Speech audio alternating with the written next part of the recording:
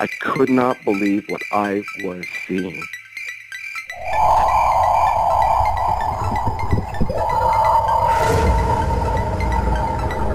I could have filled the back of his head with 5.56, which is an absolute joke. Well, it's not an ape, because if the Sasquatch was an ape, we would already have one. What are these elusive hominids that stalk the wilderness? Your host, two-time witness and field researcher for more than 40 years, William Jevning. Welcome to the mystery. Welcome to Creek Devil.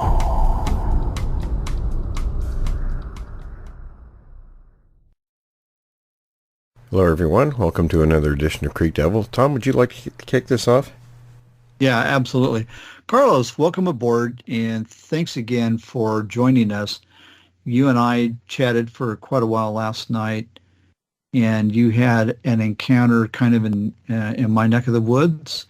So, but you've had actually more than one encounter with these things. But I'd like to start off with that first one. And actually, I'm just going to hand the mic to you, and you can just start from the beginning. But it's an open forum. Just we'll take it from there, and whichever direction it goes. Okay. Well, thank you guys, and thank you for having me on.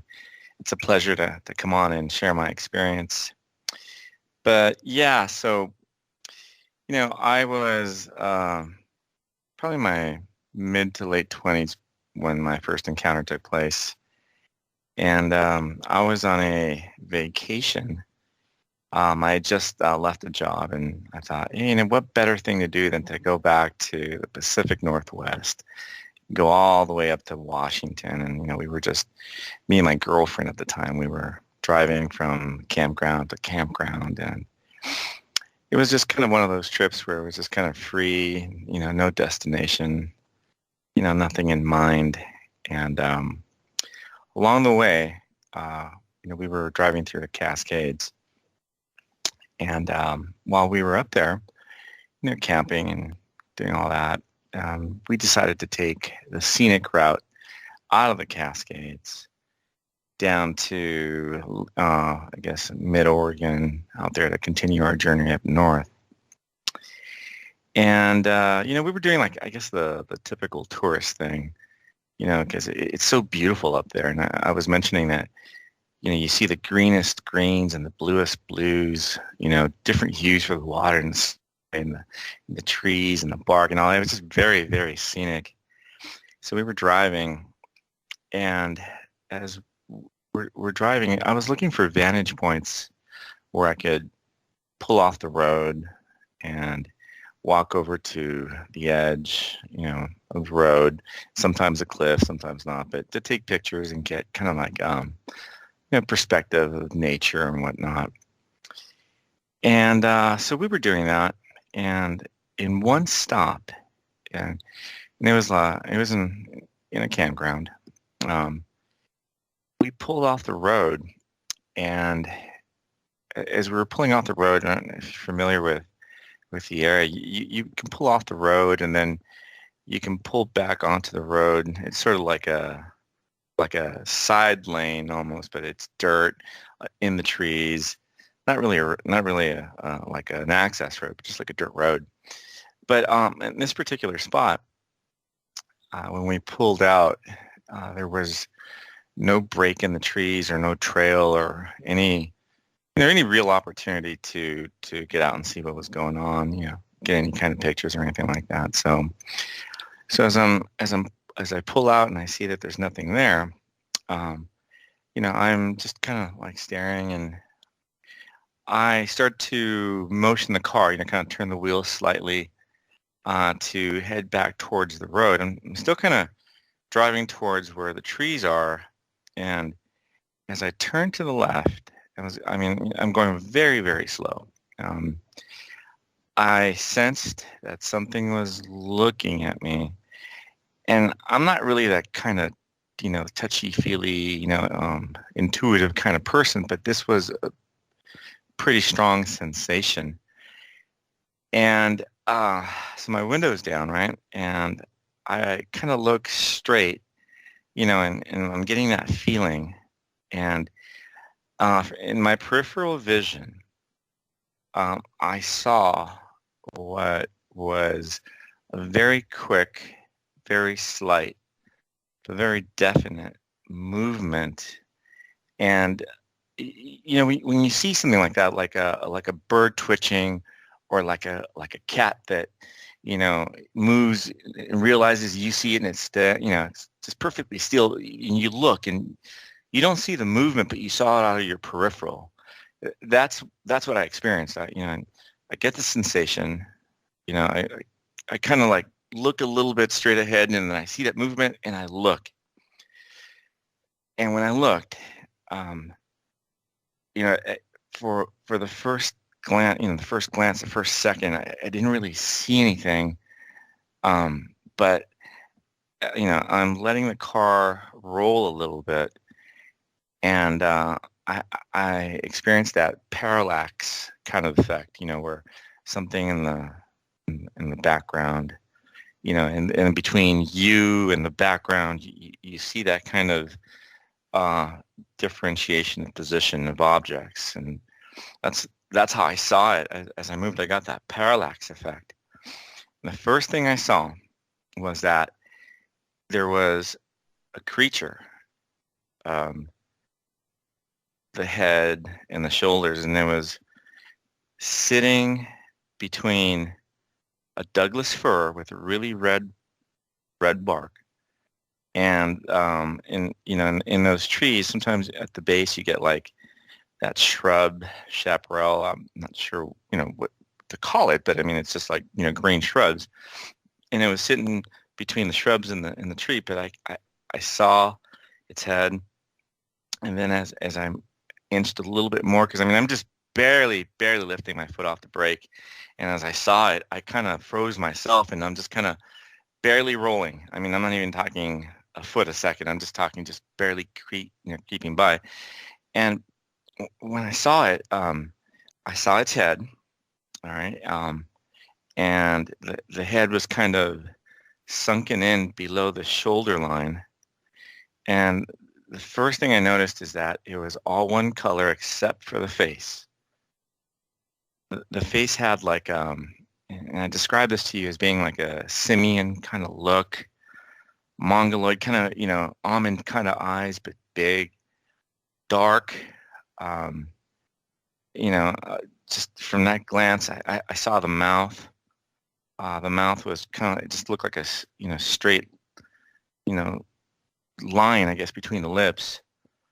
And as I saw that, I looked into its eyes, and for that split second when I first saw it, and it was looking in my direction, and we made eye contact.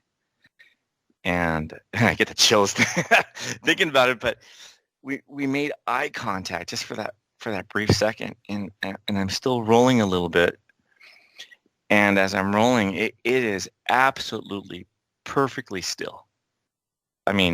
Just like a statue, like a wooden carving. It's not moving whatsoever. But now that I'm rolling forward a little bit, the definition of its body is coming more into focus, I guess you could say.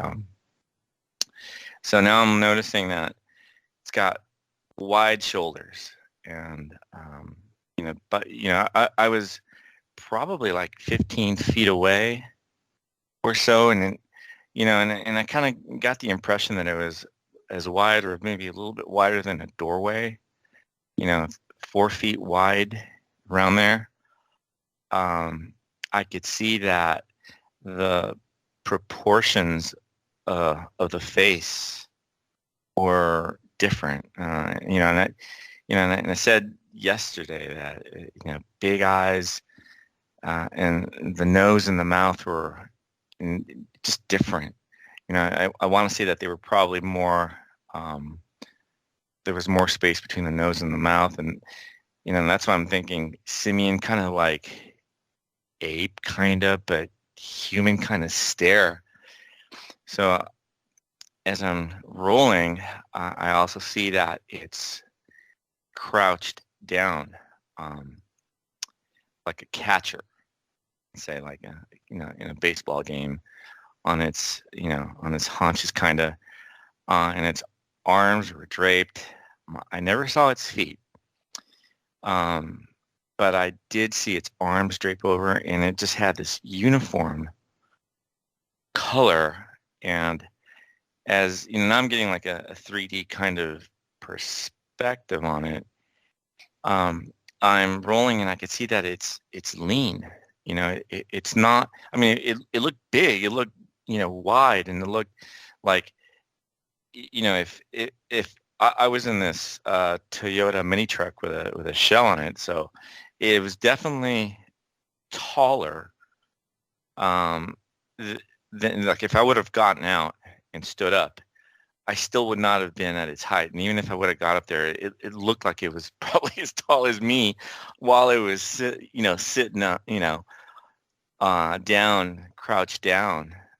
It was just, I'm looking up at this thing, but it just looked lean, and I described it like a football player or a linebacker, someone who just shoulders wide, arms.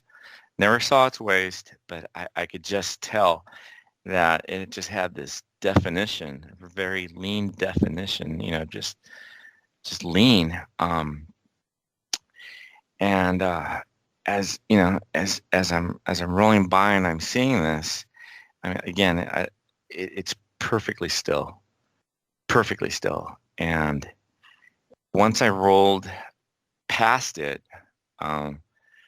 now I'm like at its like, I would say like at its 11 o'clock, moving to the 10 o'clock position, 9 o'clock, as I'm circling around, getting back towards the highway. I'm just looking at it, and I'm thinking to myself, what am I seeing? And it's weird because I got the sensation that it's alive, it's a creature. I don't know what it is, but all these thoughts are coming into my head. My girlfriend is sitting there in the car, right? And as this is happening, I completely isolated myself from reality. I'm just staring at this thing. It's only a few seconds, but it seemed like an eternity. It's just I'm like taking in all this information, and it's just like compressed in my mind as I'm getting it, because I'm having all these thoughts. Forgot about my girlfriend, but as I'm coming around, I turn around, and she had like these big eyes, and she's staring at the thing. It's now literally at her, on our left hand side, and I go, "Did you?" And she goes, "Uh-huh." And I go, "What was that?" And she goes, "I don't know." I go, "Did we see Bigfoot?" And she's just like, "I don't know." And I could tell that it was just like completely just a moment of shock and awe. We were just, both surprised, and I suggested, "Hey, let's go back there." And she's like, "No way." In a more colorful way. She's like, "No way.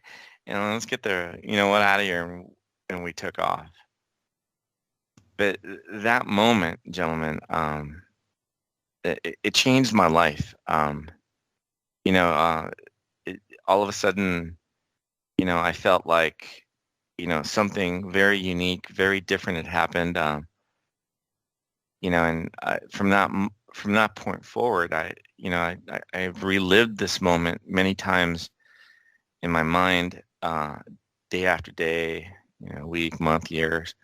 I've relived this moment because it made such an impression on me. The mass that I saw. I mean, if you saw someone sitting in that area, like normal person, and crouched down, you would be able to tell that it's a person. And even if they were like in some kind of suit, the proportions of the body were completely different. It had big, massive shoulders. The head was in the wrong position. The head did look kind of conical as I was turning, kind of a pointy head, but the position of the head was below the shoulder line.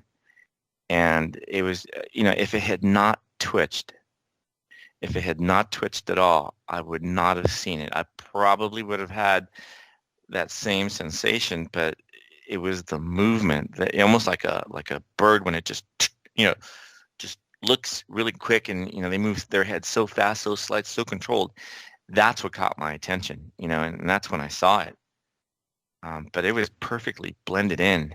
I would not have seen it, and and it was just such a moment in my life that it just created a desire to know what I was looking at, and this is about 91, and as I guess you could say, more information became available through the internet and whatnot. I started looking at everything, trying to learn as much as I could about these things. But I'll never forget that moment. It was absolutely just it took me out of my what I felt comfortable with, knowing that existed. I didn't know what I was looking at, but yet I knew what it was. And as I told Tom yesterday, I fall into two groups. I know they exist. I know they do. And I don't know what it is, but I know that they're out there, and I have no idea why it moved. Maybe because I was rolling so slow, almost, just about to stop. Then I turned my wheels, and then I just kind of let go of the brake, and I just moved, and I just kind of pivoted on the road. Maybe it was just hyper-focused and thought that, I wouldn't move and it was going to move. I don't know. But the moment I started rolling back on and it twitched, that's when I saw it. And that was just, it was just that moment that, I think, wow, my life, I went down this path, trying to find out everything I could about these creatures from that point forward. If that had never happened, I would have never, had this passion about finding out more about them or anything like that. It just would have been another day in the woods. But that's what happened. Carlos, the one thing two things actually that you said that really resonate with me, and I know they resonate with Will. When you see it, when you become aware, when you have that moment, your whole worldview is, I don't want to say challenged, but it's certainly expanded, right? It evolved instantly, correct? Yeah, it sure did.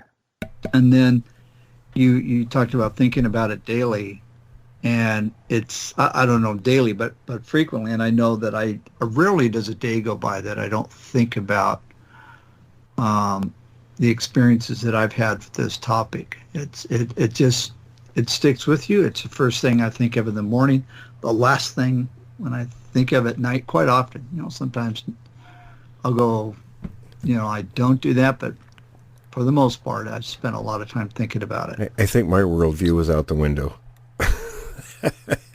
Right.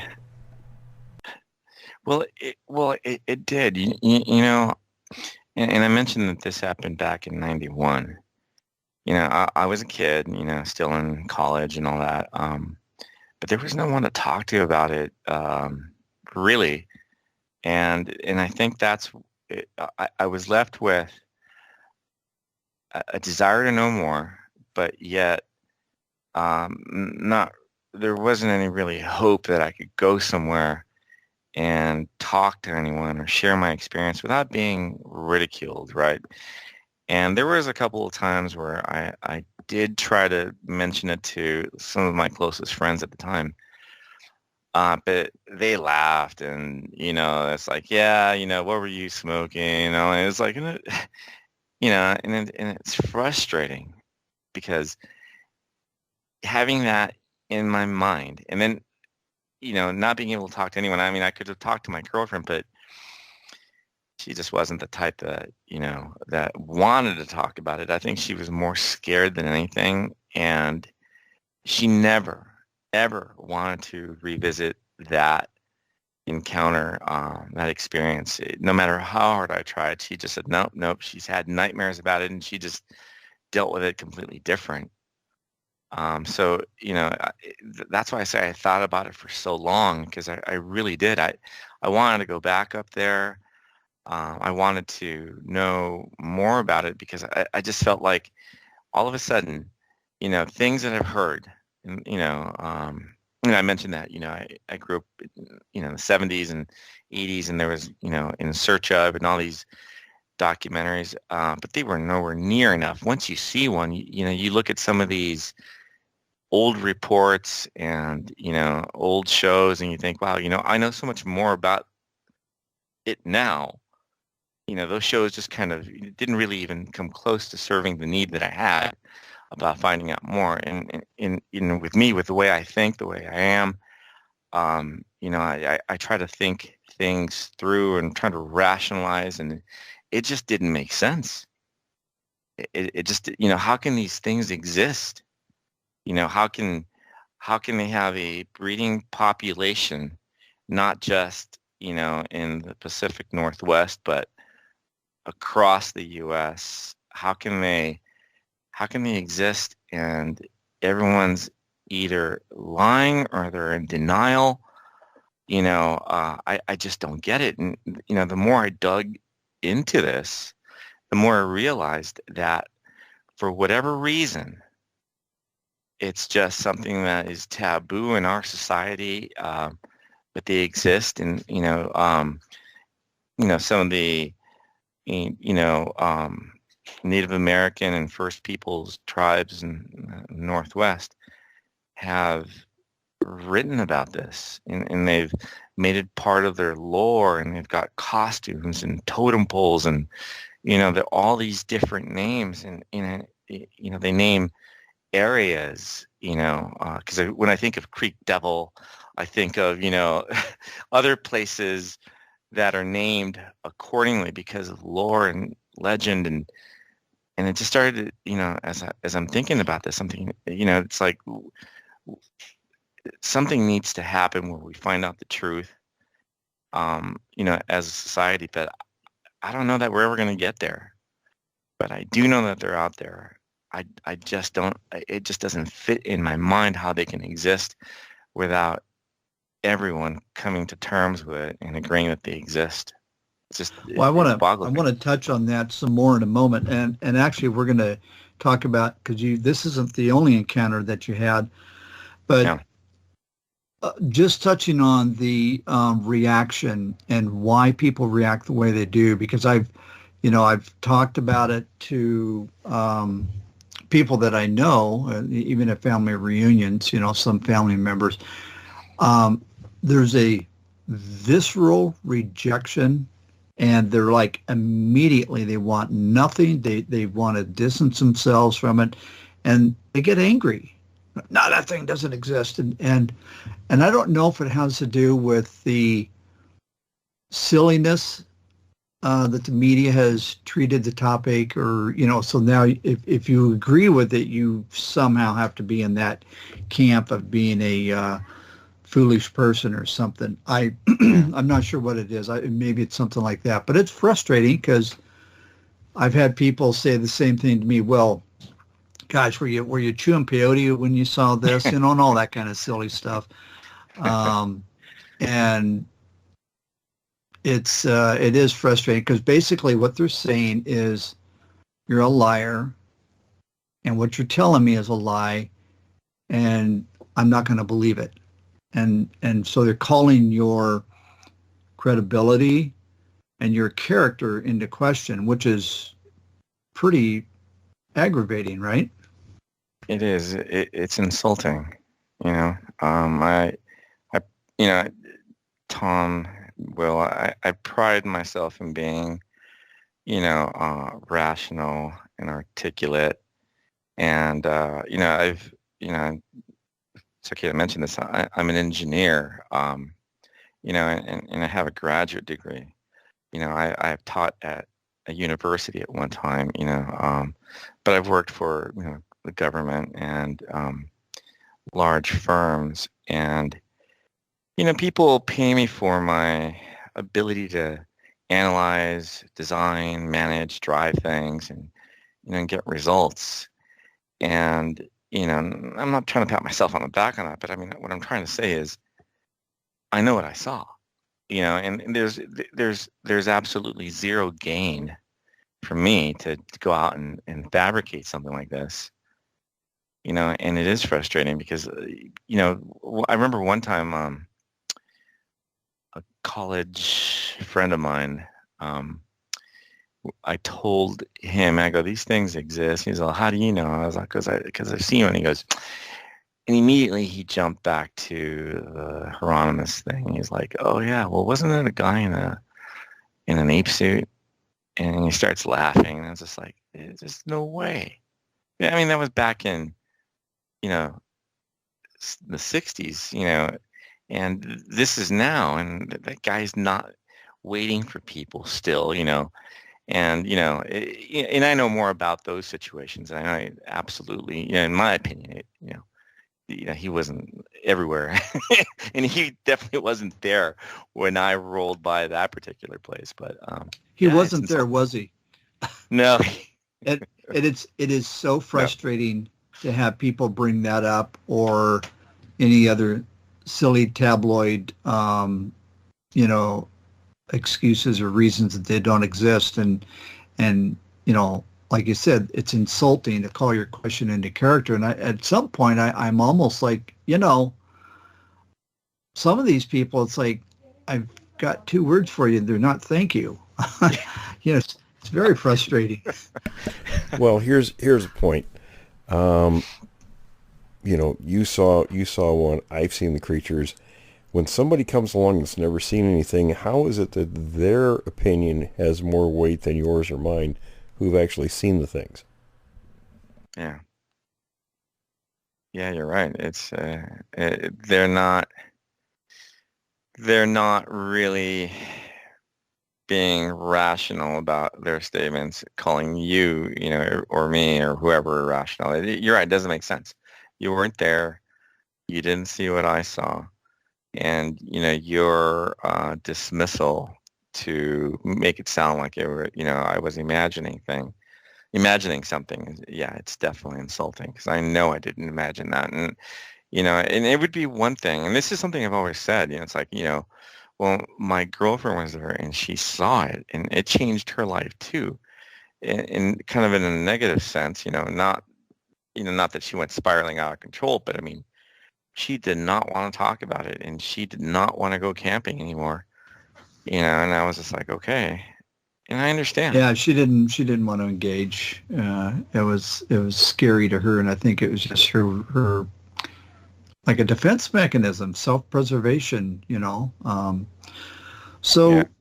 This isn't the only experience that you've had.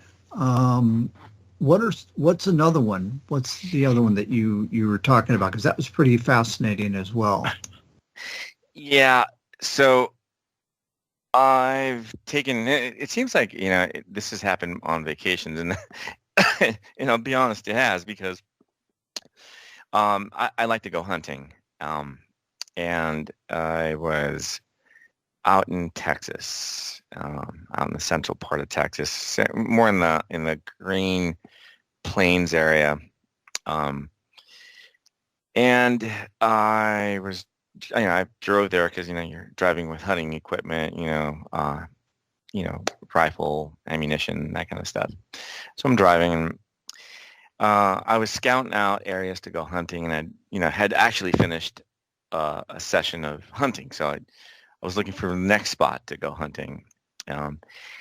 And I pulled into the ranger station, and they, you get maps there, and kind of ask the ranger about some of the areas. And, we were talking, and I was saying, hey, so I'm looking for, national forest land sections. Out in Texas, sometimes you get areas where you have private property kind of in the same area, intermingled with certain sections of forest or or land that's not owned. Most of the land in Texas is owned, so you get very little sections that are not private property. But sometimes they're like the back lines of properties butt up against ravines and trees and that kind of stuff that don't really belong to anyone. They're part of the national forest. So I was looking for those sections in that particular area, knowing that hogs tend to go into the ravine, little canyons, and they kind of go halfway up and they kind of burrow in. But at the same time, I was thinking to myself, and this looks like there'd be an area where if I was a creature, I would probably be able to, as we put it yesterday, right, cover and conceal, have access to properties. And then I started looking for any kind of water, and I saw that there was a pond. So I'm asking the ranger, so how do I find this road? And they're not giving me directions, right? You go down the highway. You got to be careful, between this highway and this highway, there's, like a break in the trees. And if you look carefully, there's a little marker there that says, it's route, so-and-so. And he goes, you take that and, you go down and you get to a campground and whatnot. So I'm, saying, okay, thank you, and take my map, go. And I found this road. So I'm turning into this road, and it's basically a dirt road coming off of a state route, and it was probably about 2 miles, I'd say. And so I get to the end of this, and there's like a little campsite, and I'm now I took this trip with my ex-wife, and she was with me, so she's getting out, I'm getting out, and I was carrying a sidearm too, so get out of the car, and I'm starting to holster my weapon, and there was a guy sitting there, and he was kind of friendly, and he was like talking to me, hey, what you doing? And I'm just like, yeah, I'm just gonna go hiking. He's okay, and he's telling me, yeah, he goes, I stay here, and I guess the guy stays in a campground when he runs out of money to pay for hotels. I guess he's quasi-homeless, right? Stays in the hotel, and then when he runs out of money, he goes in camp. So he was telling me that, and and I felt bad for the guy, and I was like, hey, so I'm gonna go for a while. I go, would you watch my car? Give you some money? And he was like, yeah, sure, no problem. I give him some money, and I start walking into the forest. Now, I had the map, and I knew my position, so I start, with the compass, kind of doing some hiking with plotted segments, checking my compass, because the trees there in that area are super thick. As soon as you walk into the tree line, 30 or 40, 50 feet, you can look back and you don't see anything except trees. So, I've hunted in this area, and I've done hiking all my life, and the last thing I want to do is get lost or have a bad experience. So I'm walking, and I see that there's a little ravine, and I know that there's a pond at the end of that. So I'm kind of walking towards the ravine, and then I'm walking along the ravine and just making my way down there. So I'd say about a half a mile. I finally get to the pond, and as I get to the pond, I'm looking around, going, okay, so which way now? And I look at the water line, and in the pond, just to give you some reference, it had to have been maybe 60, 70 feet at the widest, by about 30 or 40 feet. It's basically a collection of where the little ravines from the areas kind of collect, and they just kind of fill up the pond there. So I'm looking at it, and then as I look carefully, I saw footprints, and I thought to myself, no way. And so I walk over to where the footprints are, and so the footprints were coming from the opposite direction of where I was headed, and it looked like they kind of skewed towards the pond a little bit, and then went back into the wooded line.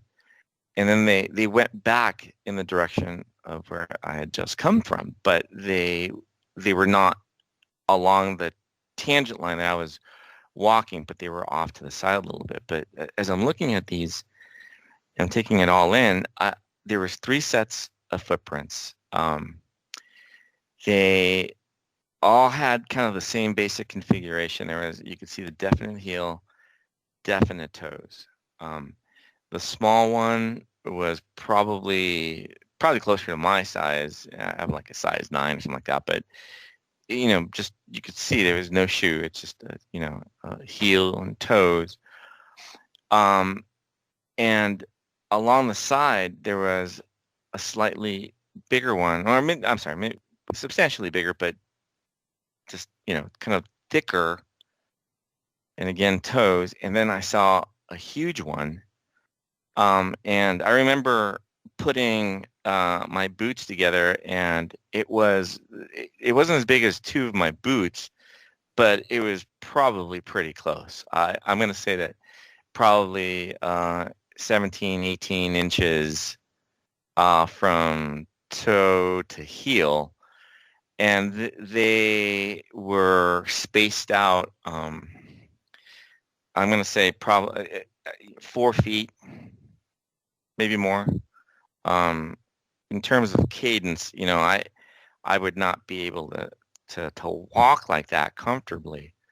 The one that had the smaller cadence was the one with the smaller prints, which made sense.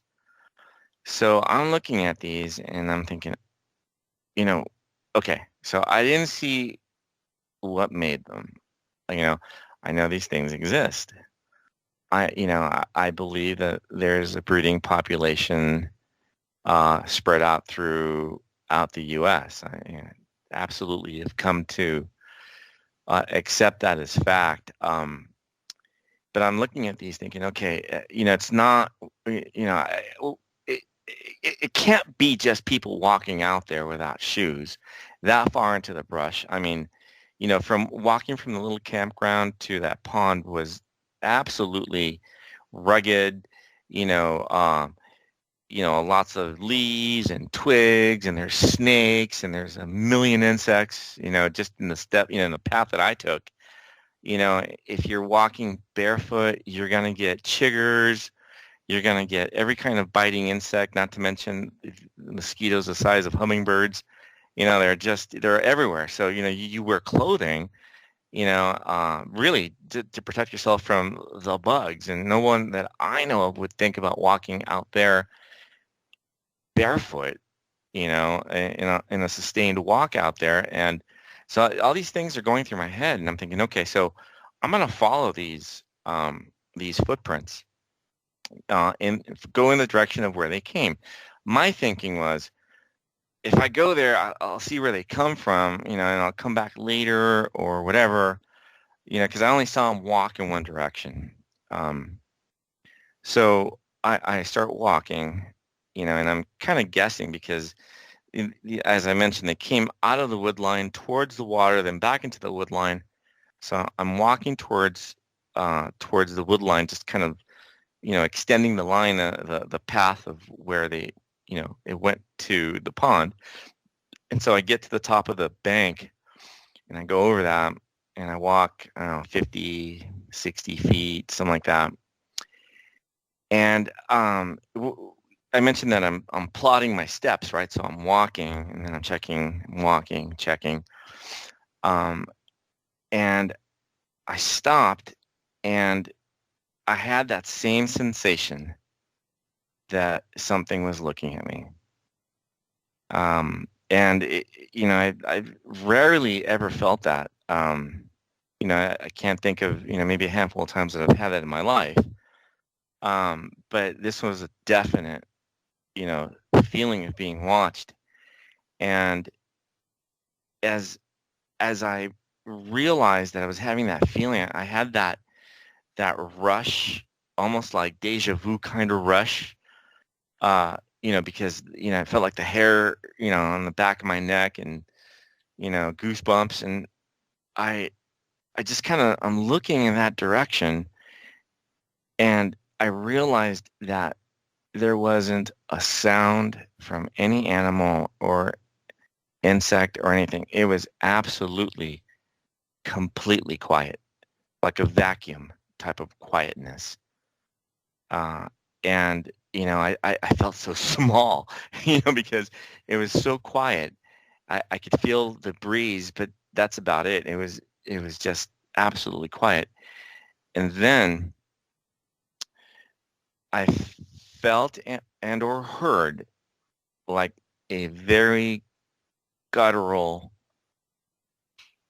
like, like, almost like a, like something out there, kind of like, almost like frustrated or exclamating, like, from breath, or maybe saw, just kind of like, just, but I can't say I heard it alone. I think I felt it more than I heard it, but I definitely felt it, and it was bizarre. And I kind of got the feeling that I shouldn't be there. I don't know how else to describe it. My ex-wife was next to me, and we're having a dialogue about all this, quietly. But when we stopped and it was quiet, and I look at her, and she's looking straight ahead, and she told me, let's get out of here. And I'm like, okay. So we start walking back, and now I'm following the footsteps in their course of travel. And I decided to head back, following the footsteps. So now I'm walking back the way I came, but just in a different tangent line, maybe 20 feet away from where I had come down along the ravine, but just, in more away from the ravine.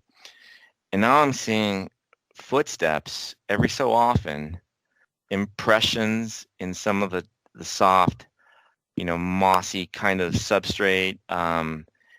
Nothing as clear as what I saw in the sandy portion of it, but definitely, I was seeing the bigger ones. I didn't see the smaller ones after we got through the wood line, but I did see the bigger one and the medium-sized one. And again, I would see it, and then not, for a few feet, then maybe one here, one there, and I saw them. So as I was walking out, and then I lost track of them. I lost track of the tracks, right? I lost them as I made my way closer and closer to where I was parked.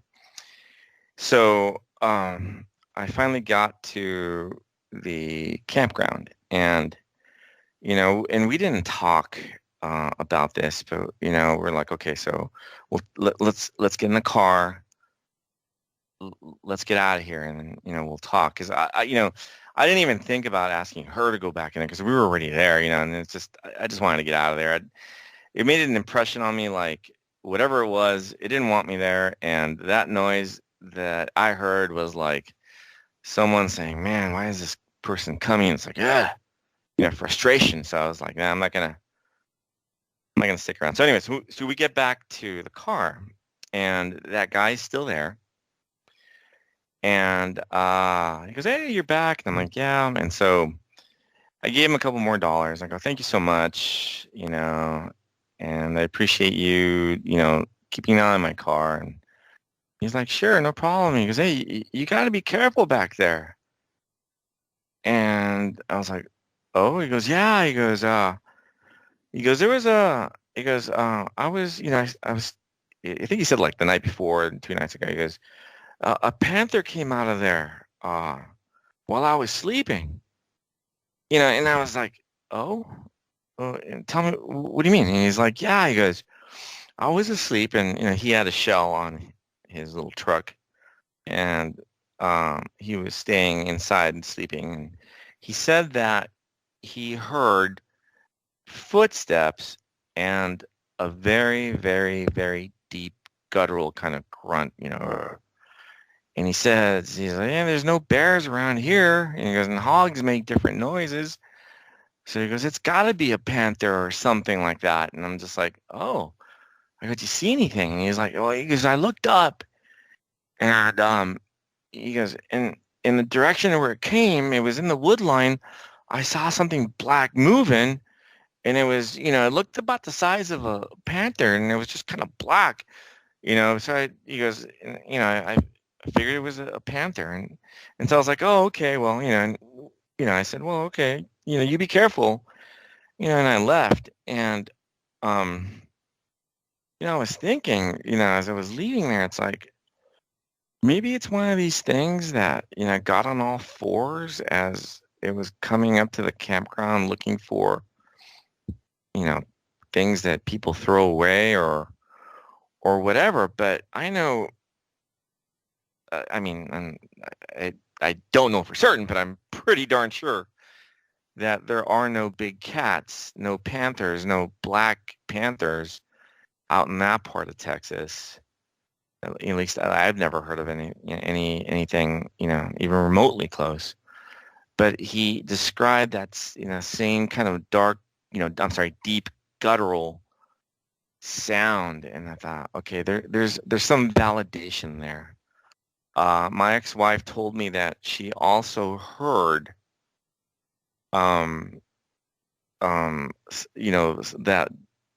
deep guttural sound, but and I didn't mention this before, Tom, but she mentioned that she heard like some kind of wording like Mi'kmaq.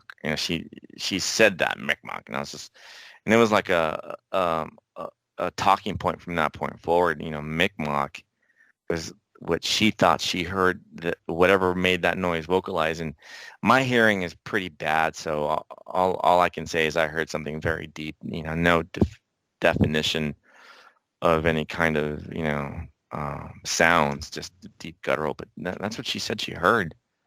Well, I'm going to jump in for just a second. I want to comment two things. Yeah. Number one, you and I, we talked about this last night as well.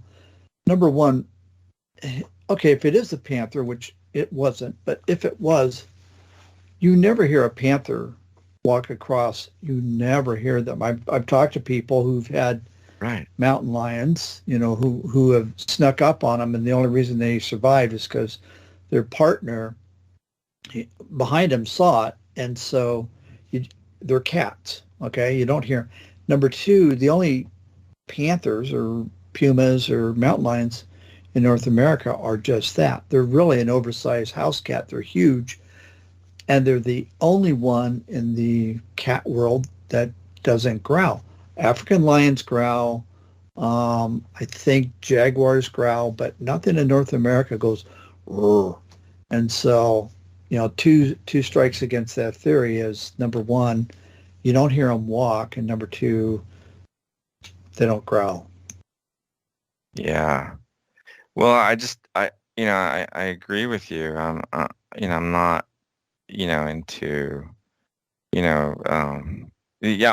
don't know anything about different species of cats or anything like that, but I do live in an area where there are mountain lions, and they do sneak up. They'll jump in your yard, take your German Shepherd by the neck and jump back over. They're like 200 pounds around here.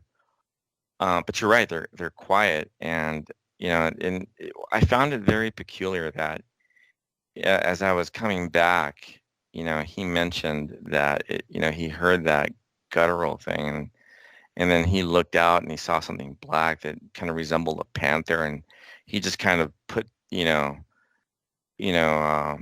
don't want to call it a fact, but observation element 1 and observation element 2, and came out with must be a panther, because that's probably the only thing that he could have maybe related to in his experience of something black crawling around that makes like a deep growl. But yeah, to me it was it was validation that there's something back there. But those footprints, they were just they were humanoid, or what resembled the humanoid kind of configuration. They were bigger, and the other thing is that they when you see human prints, unless someone is extremely flat-footed with a fallen arch, you see the heel, and then outer crescent of the side of the foot, and then the ball and the toes. That's not what this was. This was like, the shape of a foot, wide and long and heavy. I mean, I wasn't leaving tracks in the substrate where I was seeing him, as when we went into the inside, backing back towards the little campground, but they were there. And I have to think that if I saw them and they were still with pretty clear definition, that they would have had to have been made, in the last day or so, more than likely, because it does rain out there.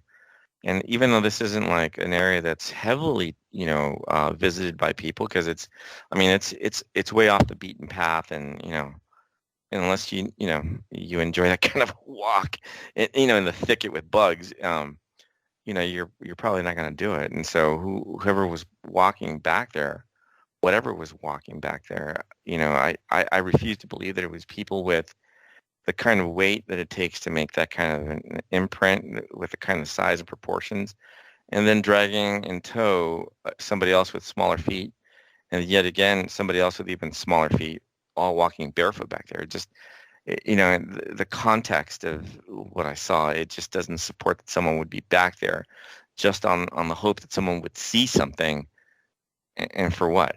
So whatever caused it out there, I think that they were just walking back towards the campground, and they sneak in and sneak out quietly, and this guy just caught a glimpse of them because, he was asleep but not really, and heard them. So I think that it all kind of happened probably within the last day or so, certainly from when that guy was there, which I think, he'd been there a couple days at the most. So something was in there as well. Yeah, no, absolutely. And footprints, I mean, you said, 17, 18-inch on the big one? Yeah. Yeah, that rules out a person, period. Nobody, just sorry. And flat-footed, like you said, like a lack of an arch. Yeah, and by this point in my life, I'd kind of, and I say I read all the different articles, listen to all the good podcasts. I've had, conversations with people about some of the attributes of these creatures, at least from a personal experience, realm, and, I've seen a lot of information, that I consider, valid and, done right and judicious and, fact-based. And the one thing that I'd say is that when you step on the ground, if you're walking barefoot in those areas and you're not used to, walking barefoot in the thicket in Texas where there's all that stuff, I mean, you're going to get cut up, and you're going to be tiptoeing, and you're going to be stepping not with, 4-foot cadences as if you were, running or hopping. You're going to have a tenderfoot kind of a pace. You're going to be stepping on rocks, stepping on, anything to cushion and protect your foot, and that's not what I saw. I saw, foot marks that were from a weighted, physical presence sinking into the substrate. Well, and there's another good point here, and that is going barefoot in the woods is just not a thing anymore. I mean, it's, I think in our, going back a couple generations, grandparents, more of a agricultural lifestyle, it might have been more common for people to go barefoot. They don't do that today. It's, shoes foot coverings are very inexpensive, and easy to come by, and just nobody does that. And even if they did, they're not going to have a 17 or 18-inch foot. So I think that pretty well, that kind of nails it down. And then the grunt that you heard, and all of that. And then this other gentleman that was there, the semi-homeless guy, Yeah, he validated that. What would prompt him to say, "Hey, you got to be careful out there"? I think the answer to that is that it caught him off guard. He didn't know what to think. He sees me going in there, armed or whatever, and he just felt like, hey, yeah, you're armed, but whatever's out there, there's an animal out there was the message. And even if you're armed, from his perspective, it was a big cat. That may not be enough. and I would have to agree with him, except that, I know it wasn't a cat. Whatever he saw, I'm pretty sure it was a creature that doesn't necessarily get noticed as much, because it's in this corridor. And I mentioned where it was, in the corridor of trees. It's super thick, and it runs along the back of these properties. And the only way to get there is through these access roads or cutting across from somebody's property. So whoever's coming in and out, it has to go through there. Anything else that is staying back there, is under concealment most of the time, and it's dark even during the days there. So whatever he saw, he just assumed it was like a cat, because that's the only thing he can think of. But no, I know couldn't have been that, and whatever was leaving those prints obviously was not a cat.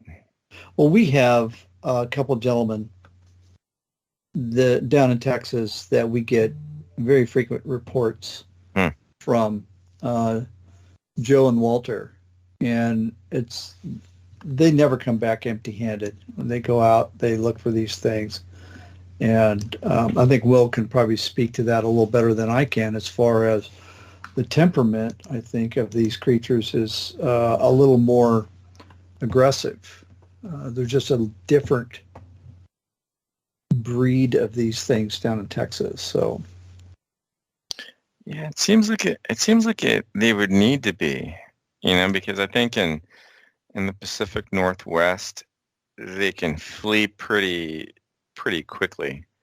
I'd say at least in the area that I saw them. But out in Texas, I mean, I've heard that even like I mentioned, like in the eastern portion of Texas, as you get, closer to Arkansas and Louisiana, and some of these sightings that take place, like in Sam Houston National Forest, these sightings take place not very far away from people's houses, and I think that they probably get skittish because they do have confrontations with probably dogs and hunters and whatnot.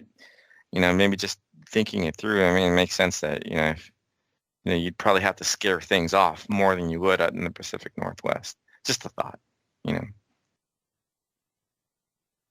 yeah, that was... No, I would agree. It's I think the creatures are adapted to whatever environment they're in, obviously, because that's how they survive. And so, well, listen, you got to stay in touch with us. It was a very good conversation, and hearing about your encounters, and of course, I took particular interest in the first one because I've camped in that campground and I know it very well. Yeah. So really fascinating. Thanks, gentlemen. I really appreciate you guys giving me the opportunity to put this out there. It's therapeutic. It really is, and it is. It's like I know the feeling. Let me tell you. Yeah, it is. I really appreciate it, and I hope one of these days maybe the truth comes out, or maybe not. I don't know how I feel about that.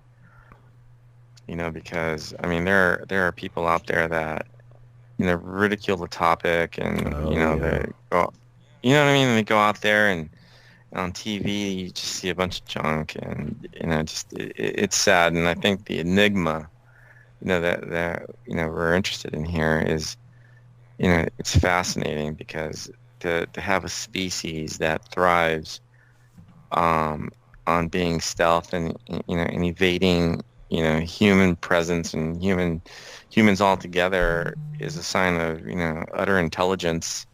Yeah. And there's so much room here in this country where they could walk back and forth, I almost want to say it. Yeah, it seems like the whole topic is it's encouraged in some circles to be disrespected. So, well, listen, I think we're going to wrap this up, and I appreciate you coming on. Stick around for just a moment when we go off the air here, and I got a question for you. Okay. Carlos, thank you again so much. We really appreciate your time. Likewise, Will. All right, everyone, stay tuned for the next segment.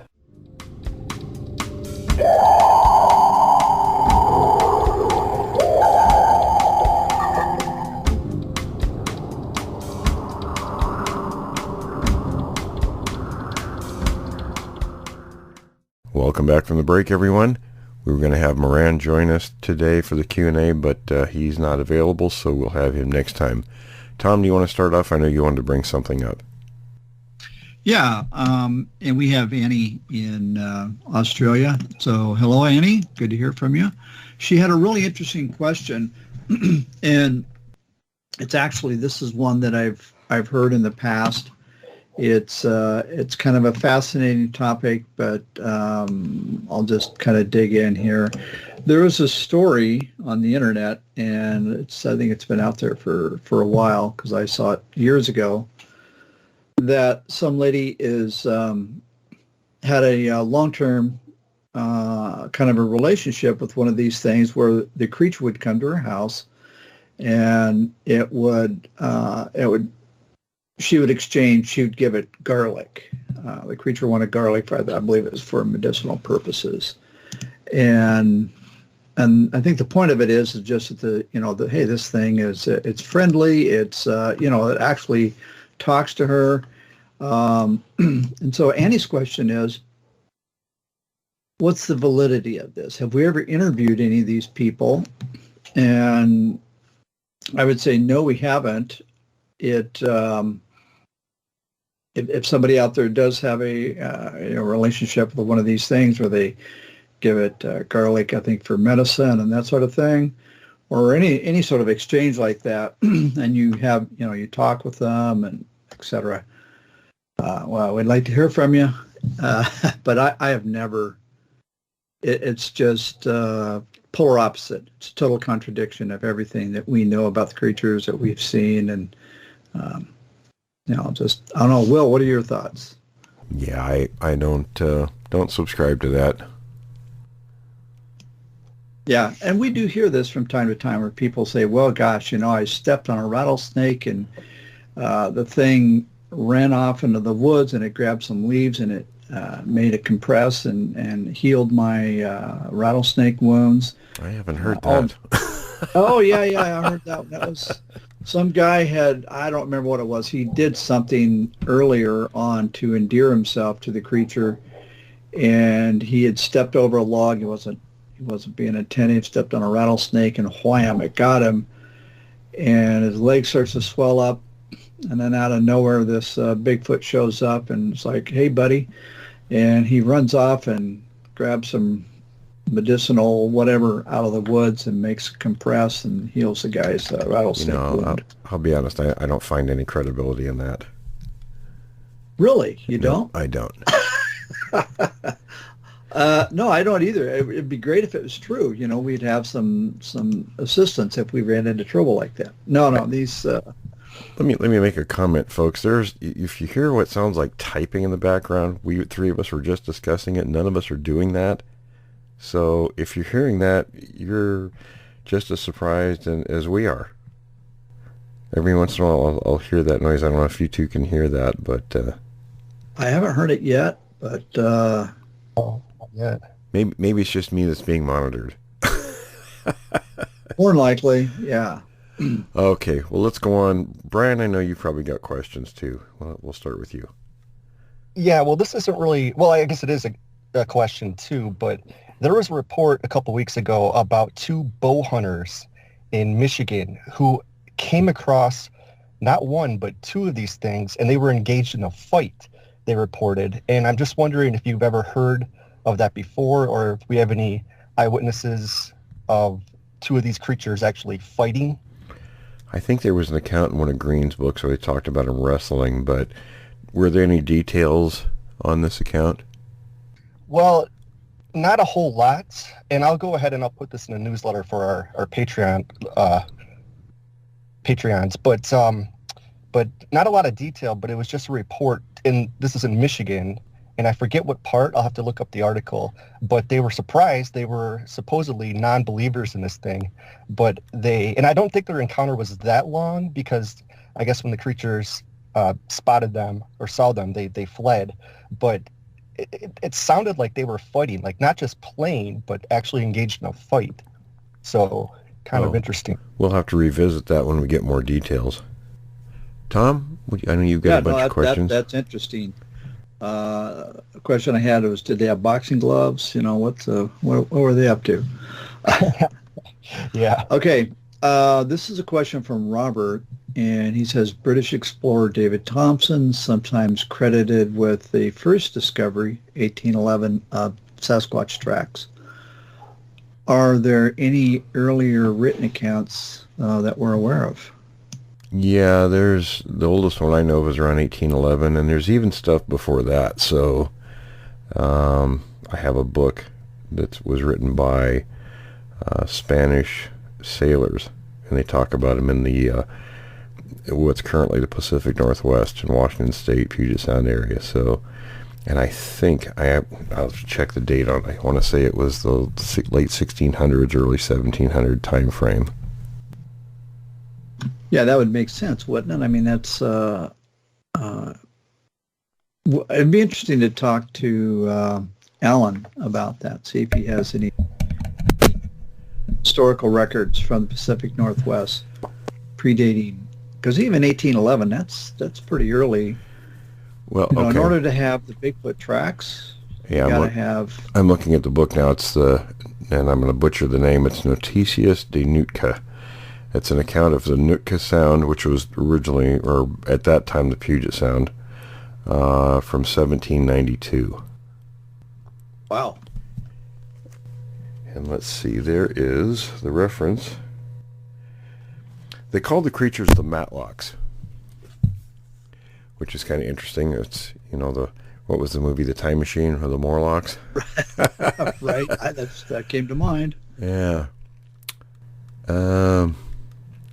Yeah, I should have been better prepared for this, but they just call it inhabitant of the mountainous district, of whom all have an unbelievable terror. Body was very monstrous, all covered with stiff black bristles. Head was similar to a human one, but with much greater, sharper, and stronger fangs than those of a bear. It goes on to say, extremely long arms, toes and fingers, armed with long curved claws. I don't know about that, but and then they say his shouts, they say, force those who hear them to the ground, and any unfortunate body he slaps is broken into 1,000 pieces. And you know, I have a feeling that, you know, there's some kernels of truth in that. I mean, I don't know about the claws, but you know, some of the other details, the hair and description and what it does with the sound. I mean, I've been fairly close with one of these things screamed, and if you're even closer, I could see where it would drive you to your knees just by the sheer volume. Yeah, and again, that flies in the face of our friendly Bigfoot encounters, interactions, that sort of thing. Historically, they aren't friendly. And I know there's some people that might argue that. They'd say, well, there are Native American tribes that describe A, B, and C. But, you know, we're not going to go into all that because we've done it before. It just depends on their experiences with them. Okay, Tom, Brian, you guys, I'll just let you guys go ahead and shoot questions and we'll proceed on. Okay. So I'm just looking at some of the YouTube comments, and this is from a long time ago. I'm not sure if we answered this, but someone named Hamlin was wondering if there are any I guess, well, specifically, he wants to know, are there any police records or logs of these things when people hear this? Or I guess the broader question would be, when somebody, like a person of authority, hears about a report and investigates a report, do they actually record this, or is it something that they just keep quiet, do you think? Well, I think oftentimes, now they may record it. I think there are some, well, in fact, there are a couple I know of that, they checked them out, and the story went up, and that was kind of the end of it. There were people like Mark Pittenger, who was a Washington State trooper, and he talked openly about his encounter, which he saw the same creatures I did around the same time period in the early 70s, and it caused him a lot of grief, with his coworkers. I think most often, and then there's the occult situation, when the deputy sheriffs went out there, it was more tongue-in-cheek for them. They didn't believe anything happened, and they left. And I think they probably just mentioned in the report that they went there, looked, and there was nothing. Right. And I would imagine that I mean, as an investigator, your first job is to, like we've talked about, be skeptical a little bit. And, I mean, if they come across a report and they talk to somebody, they probably would just say, yeah, we looked into it and there's no credibility to it, or that we could see. Yeah, I tend to think it's, a lot of the officers probably go in there with a little bit of a bias, whether they think they have one or not, because they probably think, well, it's all baloney. I did want to address one thing quickly about, there was a comment about Jerry Klein's story, when the officers went out to his place, and the commenter said, well, how come you didn't believe the story because they didn't take him somewhere? Unless there's a reason to take someone somewhere, the officers are not going to do that. So, in that case, there wasn't, they did find footprints. They found where his trailer had been moved a couple of feet, but there wasn't any reason to remove him from the location, I'm sure, in their eyes. Right. Now, switching gears, how big do you think their skulls are? I mean, from the ones you saw, I mean, how would they compare to, like, a gorilla's? Like, how big are their heads, I should say? Because, gorillas, they can get up to 400, 500 pounds, I believe. And these things can get over 1,000 pounds. Well, I've actually got a copy of a gorilla skull on my desk, and a couple different Gigantopithecus remakes from their teeth and etc. from the fossils. And of course the Gigantopithecus would have been about probably on the same size scale as a Sasquatch, roughly, and they're more than twice as large as a gorilla skull, probably 2.5 times larger. Wow. That's huge. Now the Krantz skull is only a little bit larger, but his was inaccurate, the measurement, so the other one that I have is much larger than that. So yeah, they're a lot bigger. And then having seen the live creature, yeah, they're much bigger. Well, and what about the lady? What's that? Columbia. There's a lady in British Columbia that found they found the carcass. Oh, the and jawbone. You could put your head inside of the jawbone. Yeah, they took the jawbone. Well, that was the comment in the story, was that, people visiting, it was sort of a conversation piece sitting on the mantelpiece for 14 years, and they could place the jaw completely over their faces, which is accurate with the larger Gigantopithecus mock-up that I have. Oh, yeah. I think Moran is going to join us, fellas. Let me bring him on. But, yeah, let's go ahead and, continue on here. Okay, so this is also from a YouTube, and I know that we've talked about this before, but maybe this is a new listener. He was asking, and I forgot to put his name down, but he was asking, could one of these things be infected by COVID? And I think you've covered this before, but basically the CDC is, well, you can't always rely on the CDC, as we've learned, but they have said that before, that this is something that you can't get from touch. Like, in other words, if you touch an object and one of these things touches it too, it's not really how it's spread. It's more of a respiratory thing, like the air that you breathe. And these things don't usually come that close in contact with us. So any thoughts on that? I mean, that's how I describe it. Yeah, it's, who knows? I mean, I have no. That's one of those questions, how in the world do you know? Moran, how you doing this morning? Hi, a little late. Sorry about that. No Had some worries. last-minute things to do. So, Moran, you were going to bring up some stuff we talked about before. Let's. I'm going to go ahead and hand you the microphone and tell us what you had on mind. All right. I've been into paleontology and anthropology and primatology since I was young. Now, this goes into quite a lot of things paleontologically. And if you go back to an era referred to as the Miocene, that's when a lot of the primates started really developing. The greater primates started developing. And you're talking millions of years.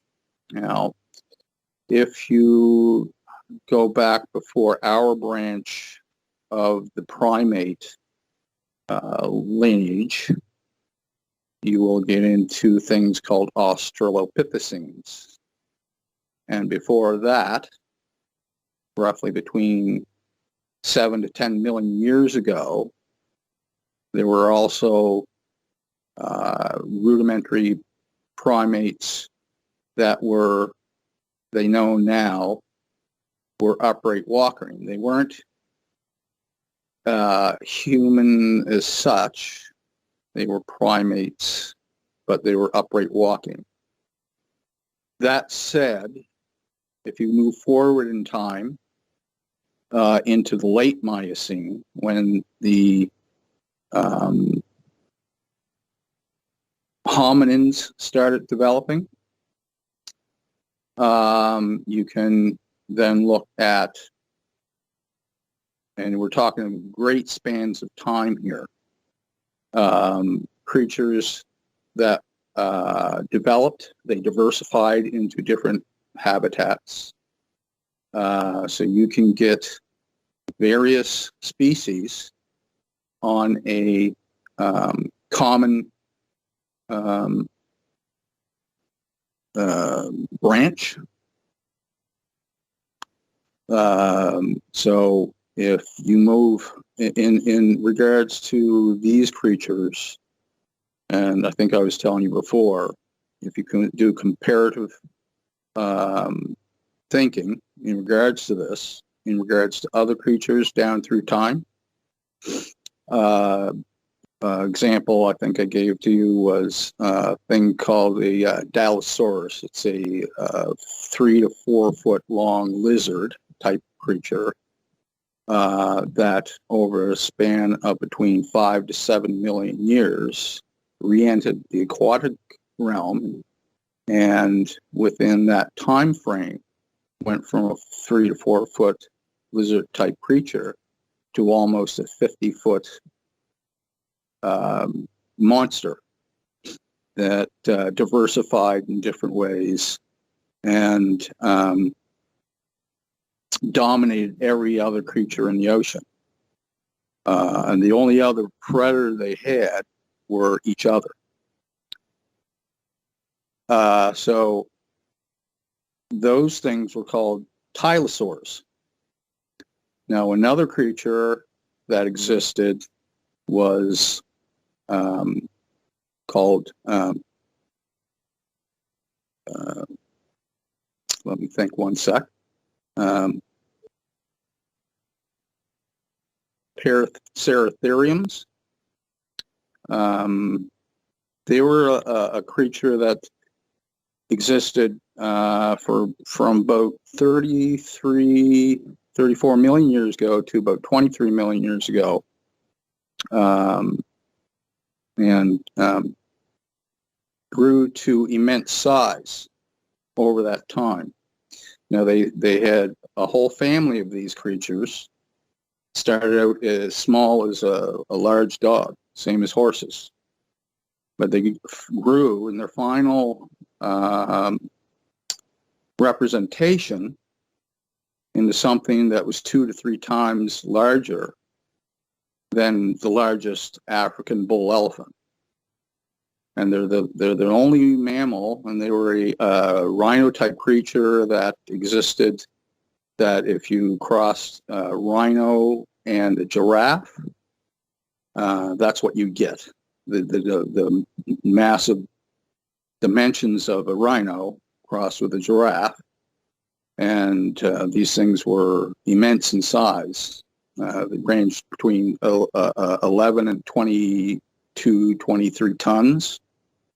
And they're the only creature that rivaled the dinosaurs in size. Now, if you do that correlative thinking and transfer it over to these creatures, and my thought process is that if there were, and now we do know that there were several different types of these Australopithecines or related hominins, not if you get a stable environment, one or more of these creatures could have survived.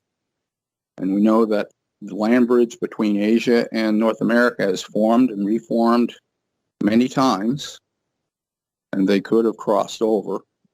And you only need, if you follow the game, 1 mile a year from Northern Africa to Eastern Asia, it only takes about 1,500 years to span that distance, and a lot less time to cross over into North America. Now, given that time frame that they could possibly have existed, they've had more than enough time to, if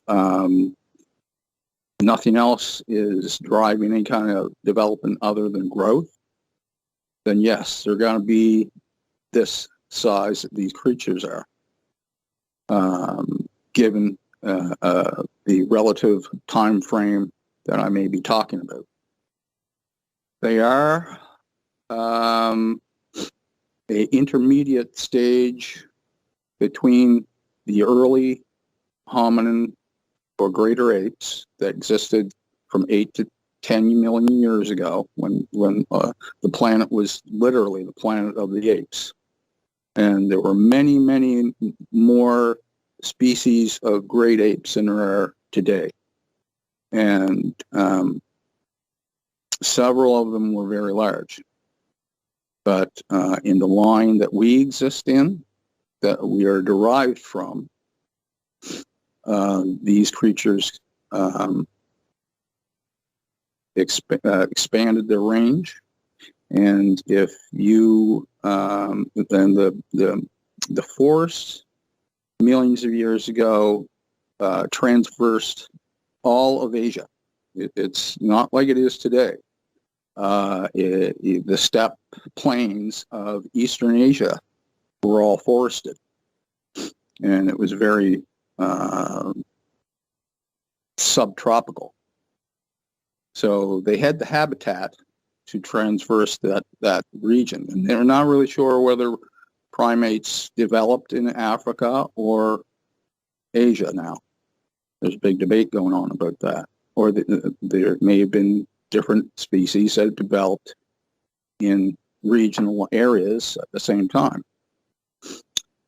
So if you take all this information and correlatively think about it, yes, there could have been one or more of these creatures that transversed over to North America, and given a stable environment, they can exist for great spans of time. Hey, Moran, I want to jump in real quick before we get too far. If there's a possibility that you have, I guess for lack of a better term, parallel evolutionary paths for an ape developing in Africa and another one developing in what we now call Eurasia, I believe. So they're completely unrelated to each other. Is that right? That is one line of thinking. Okay, so There is no good, hard consensus within the anthropological realm that everything developed in Africa. yeah, They found early hominids in Georgia.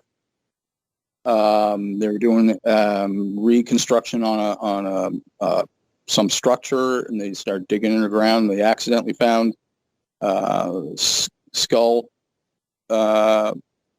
material from very early hominids, indicating.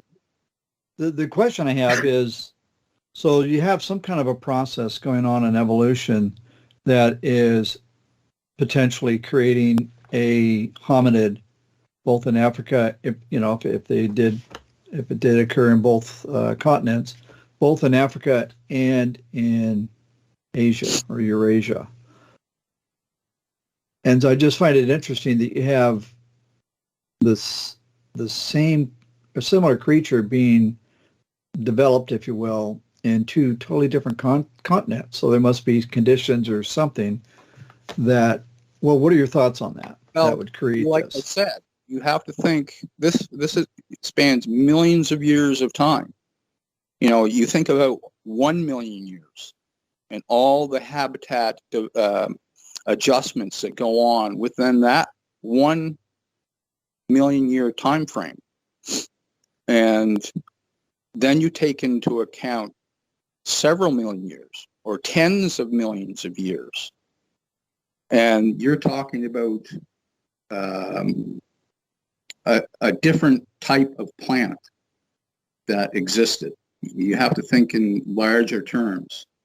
And at that time frame, the forest was one continuous band all around the top of the planet. And Africa and into Asia, it was heavily forested. It wasn't steppe plain as it is today. And so these creatures could have transversed in and out of Africa, or developed in Asia, or expanded the range into Africa through that forestation in a general way. So if, let's say, during the Pliocene, when a lot of changes started happening to the planet, a lot of species went extinct near the end of that period of time. Forests started decimating, decreasing in size in Asia, and that would push any species. Some may have gone extinct. Some may have been pushed directionally, one way or the other. So the early primates that developed into hominins could have been pushed into Africa, and then the same thought process could have pushed them the other way into Eastern Asia. And if the land bridge was above water at that time, because we do know that that land bridge has formed and reformed many, many, many times over the ages, they could have transversed into North America, been pushed into North America by the lessening of the habitat from inland to the coast and further on. And so you you got to think in very long spans of time. No, I think you answered the question. I'm not sure I phrased it correctly. So it really sounds like you're saying possibly they both have a common ancestor, but they would have diversified, maybe one in Eurasia and one could have moved into Africa. And but the bottom line is whatever processes existed to create this common hominid, and then they moved into two different directions, two geographical directions. Does that kind of make sense? Yeah. And for example, if you go further back in time into the 30 millions of years, there were creatures called hyenodons. They had no correlative family associated today, but they existed for approximately 20 million years. They were carnivore, and they grew to immense sizes. And some of them grew to the size of a rhino. So they existed in North America. Now, later on, there was a creature called a bear dog that transversed over the land bridge into North America that started out-competing that predator. And those things have no correlative representative today. They're a cross between a dog and a bear. Had a very long tail, about the size of a small grizzly bear. They ran flat on their feet like a grizzly bear. Immensely powerful. And they out-competed these hyenodons over time. And then the cats developed, moved into North America, and started out-competing these bear dogs. So you can have species that diversify and then move into new areas over time. And you're talking about vast periods of time in regards to this. We know that there were several species of these Australopithecines. So you can have one or more of these that may have moved into North America, and given the time, they could have readapted to this environment. And if you take any animal and give it enough time, they just get bigger. It's they don't know why, but over a millennia or more, creatures just tend to get bigger.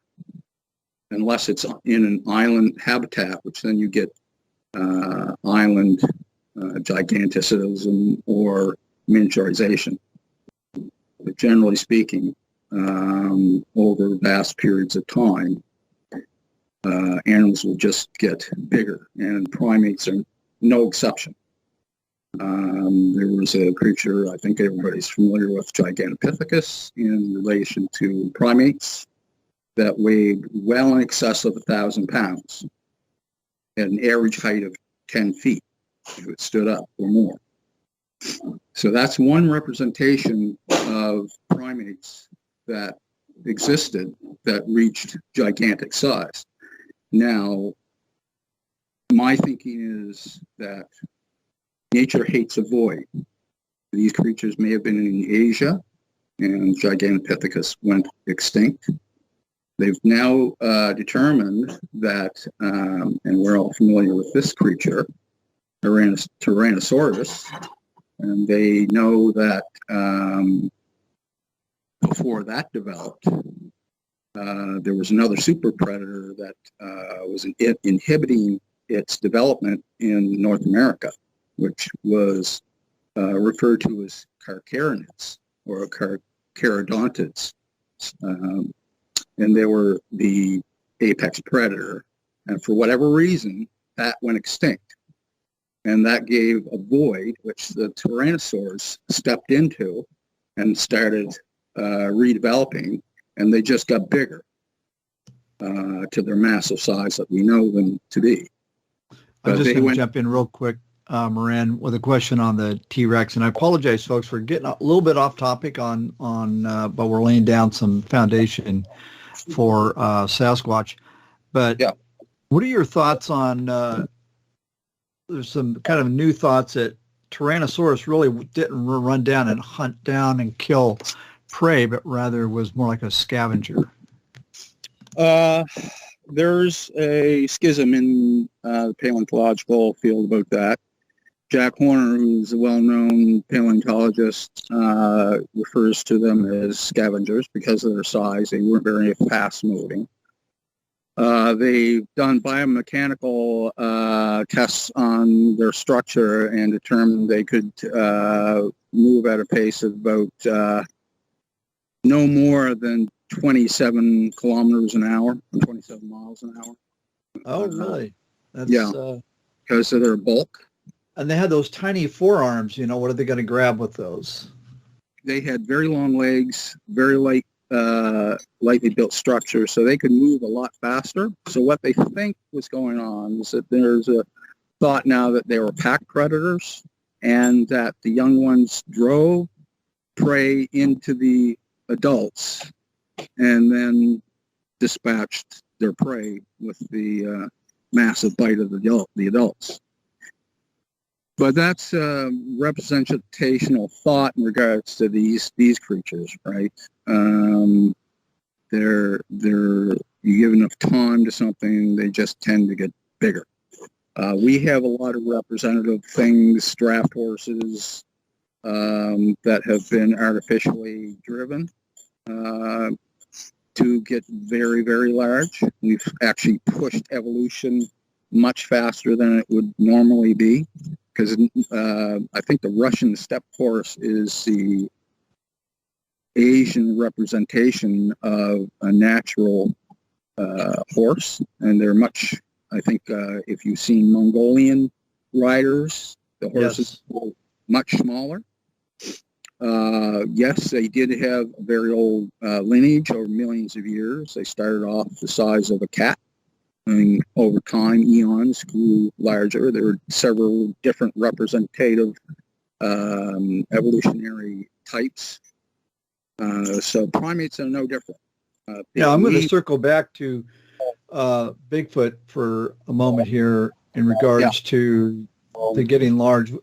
Periodically, we hear reports, and typically the Sasquatch kind of the upper limits, and Will, correct me if I'm wrong, but I think the upper limits of their size is 11 and a half, 12 feet. But once in a while you hear reports of some that are 15, 18 feet. You don't know if this is, just the person's reaction when they saw it is, oh my gosh, the biggest thing I ever saw.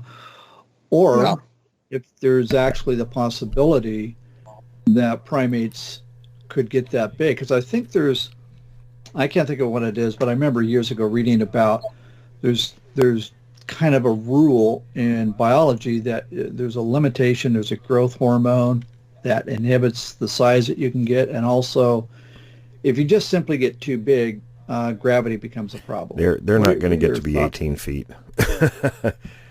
No. 10, I'm disappointed. 10 feet is probably the upper limit.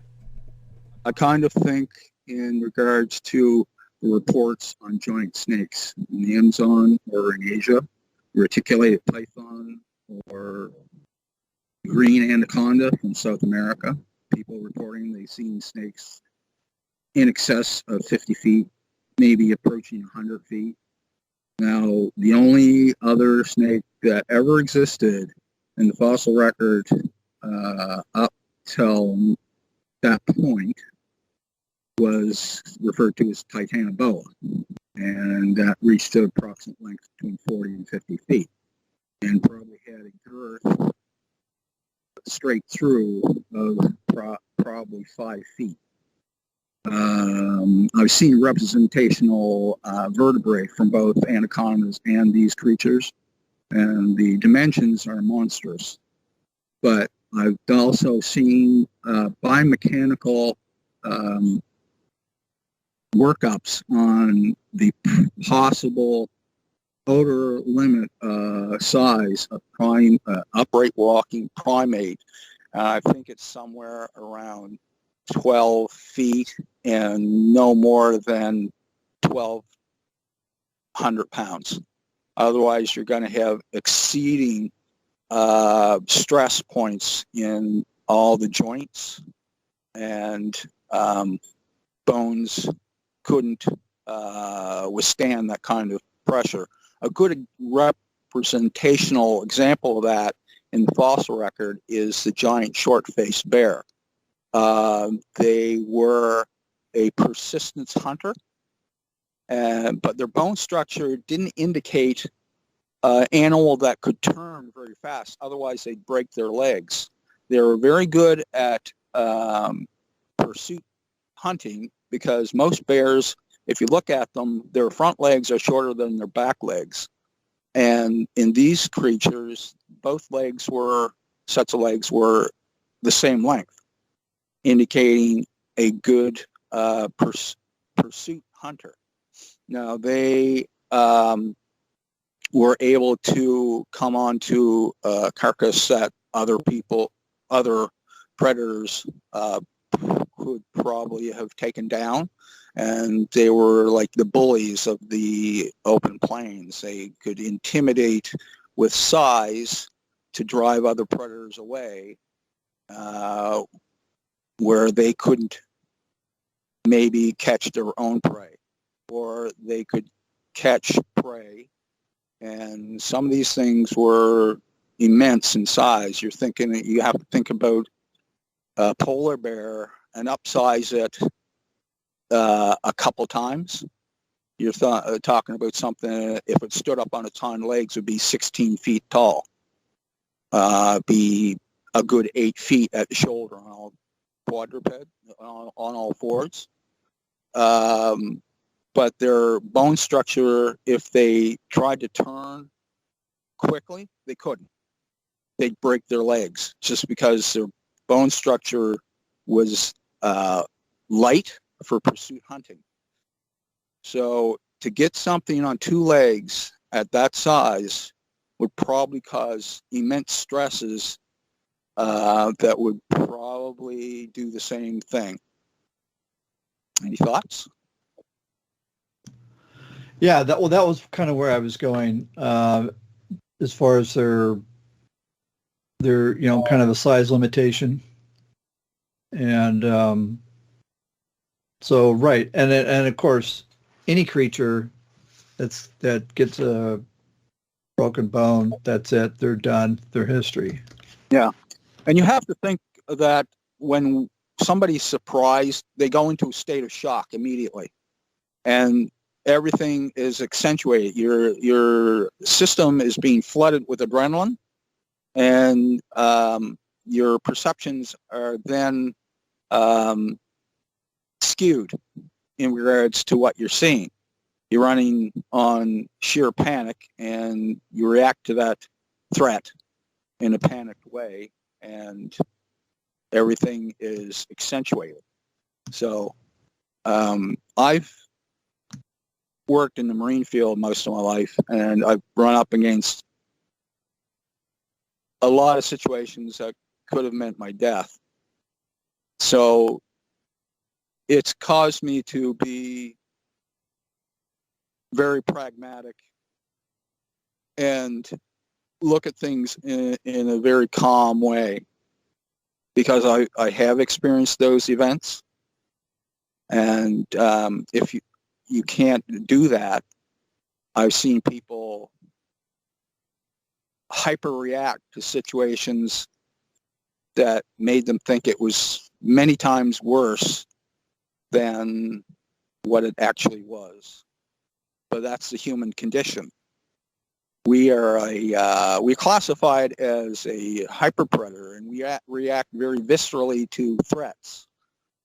We try to eliminate any threats because we don't have big claws or teeth to defend ourselves with.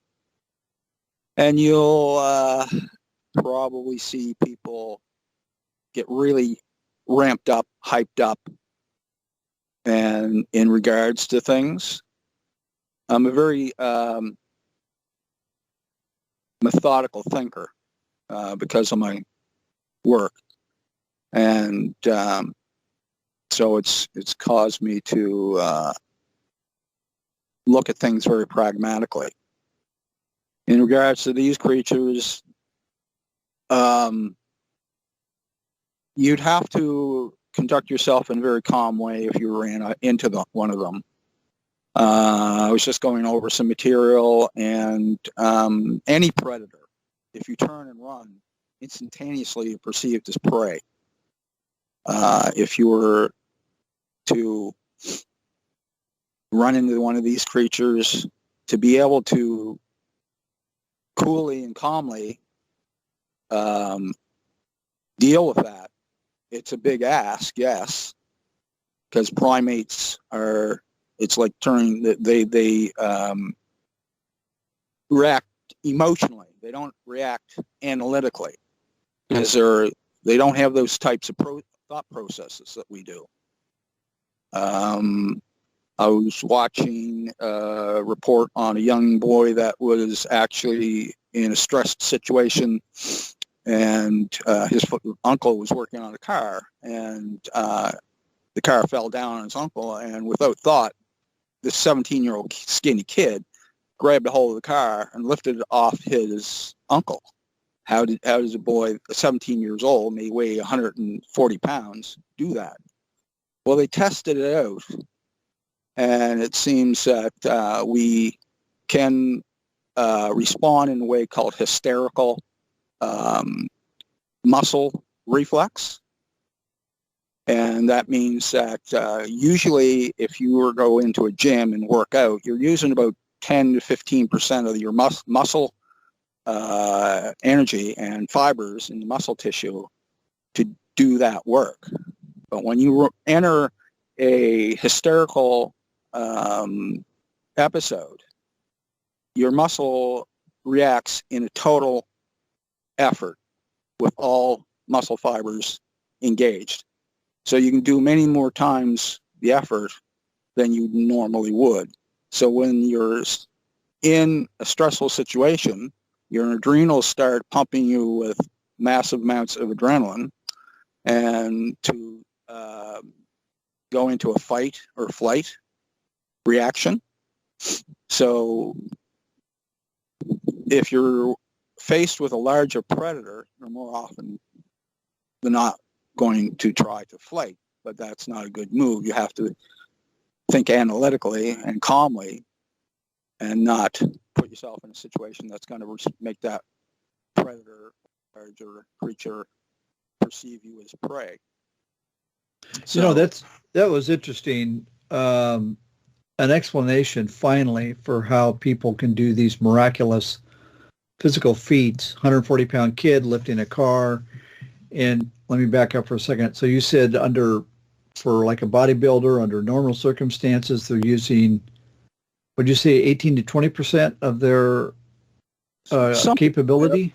10 to 15, maybe 20% of the muscle's capability, because we look at something, we rationalize, right? You look at a weight, you look at how much that weight weighs. You have a general thought process in regards to how heavy that's going to be, what effort you're going to need to lift that weight, multiple weights, and then in the effort, all these things come into play. I think Alexeyev, the Russian weightlifter during the 72 Olympics, nobody could get past 500 pounds, no matter how hard they tried, how hard they worked out. So what they did was they tricked Alexeyev into thinking that he was lifting less weight. They told him how much weight was on the bar, and they actually put 15 pounds or more over the 500-pound mark, and he lifted it because he thought he was lifting less weight. So he wasn't getting into that state of this weighs this much, and I'm not going to be able to lift it. So he didn't think about it. He didn't analyze it. He didn't transverse that imaginary blockage in lifting it. He just did it because of his experience with lesser weight.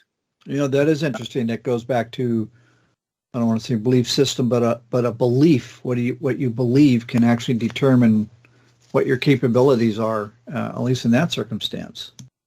Yeah. So if you run up against one of these creatures, now I've been in the water with large predators, white sharks, bull sharks, lemon sharks, tiger sharks, and you have to understand what that animal is. You have to understand that if you react in a very visceral way, panicked way, they are going to respond. And they are going to respond to you in a negative way. And so a lot of surfers, a lot of divers know this because that's the environment that they work in or play in. And they accept that responsibility. They condition their thought processes to understand this and respond accordingly. A lot of divers, they say they see sharks out in the water and say, they don't want to scare people. They don't want to create panic. So they say a lot of guys out here in gray suits as a cue word to let other experienced surfers know that there are sharks in the water. I myself was in the water with a 14-foot tiger shark, and I had to remain calm. And this thing swam by me, eyeballed me, and circled me several times, and then moved off because I didn't respond in a panic way. And if it were to attack, what was I going to do? I'm a defenseless human with no defense mechanisms other than my hands. And I've seen shark attacks at what the results of those are with humans, and they're very devastating. So if any predator you're going to run into, you have to try to remain calm. It's a big ask, I know. And I know most people panic. It's a natural process. Moran, can I? Yeah, go Moran, ahead. can I jump in? Oh, yeah. You're right. It is a cognitive thing a lot of times. So have you ever run into a Sasquatch before? And No, this is something that, like, I live in Nova Scotia, Canada, Lunenburg County, and we don't have this problem here for some reason. We're densely, for the landmass, I would say we're densely populated. So they probably wouldn't like it here, running up against humans all the time. There are a lot of guys with four-wheelers running through the woods. We have we call it D roads, that are fire access roads across the province to get into fight forest fires and such. And I've biked them and across the province. Now, if you go from the center of the province, north or south, it only takes an hour or less to get to the ocean. Now, if you're going to go from end to end, it's going to take you a couple of days to drive from Yarmouth to Cape Breton, or maybe 2-3, driving continually. Maybe less than that. But they'd have to transverse up through New Brunswick down into Nova Scotia. And we're basically an island. We're attached to the main part of North America by a very small isthmus of land. And we just don't have the terrain here, I think, they want to inhabit anyway. Well, it's interesting. The talking about the need to remain calm, forcing yourself to remain calm in a situation where you're in the water, you're in their turf, and they're checking you out. I would imagine that there's, even though you're remaining calm, there's a kind of a rising anxiety. Yeah. I've watched a lot of things on the internet over the years in regards to such things, and there's a real bad disconnect between humanity and nature now. I watched a thing, or saw a thing on the internet of a guy who jumped out of his car and wanted to take a selfie of himself with a grizzly bear. And he had a friend taking a picture or a video of him taking a selfie with a grizzly bear. And he got into within less than this bear. No, I ask you, what do you think happened? Yeah. One of two things. The bear ignored him or the bear dispatched him. I don't know. It's foolish to do that. The latter would be correct. His friend got video of him being dispatched by this bear. And that's the kind of disconnect people have with nature and predators. You know, that's a real good point, that there's more and more, I think we're getting a generation that are losing their connection to nature. Their connection is a kind of an artificial safe world, you know, the internet, selfies, texting, that sort of thing, technology. and a sense that there are rules to protect us. And guess what? You've got raw rules out in nature. They're different. Well, that's the thing. We're a generation now, and have been for several decades, of no limits, get what you want, whenever you want, more so today because of the internet. And it's lessened a lot of people's wariness and perceptions of natural threats. And we're kind of treating the planet like a Disneyland event. Good analogy. It's I see people doing a lot of stupid things. So And it's based out of ignorance, based out of a lack of experience, based out of ignorance. Now, I have a sister who used to work at the facility called Bedford Institute of Oceanography in Halifax, and I did a lot of learning from that, and on my own over the many years. Zoology is one of my pet subjects, as is anthropology and primatology. I know that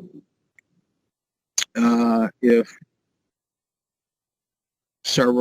one or more of these species of early hominins were to have existed over eons, that would be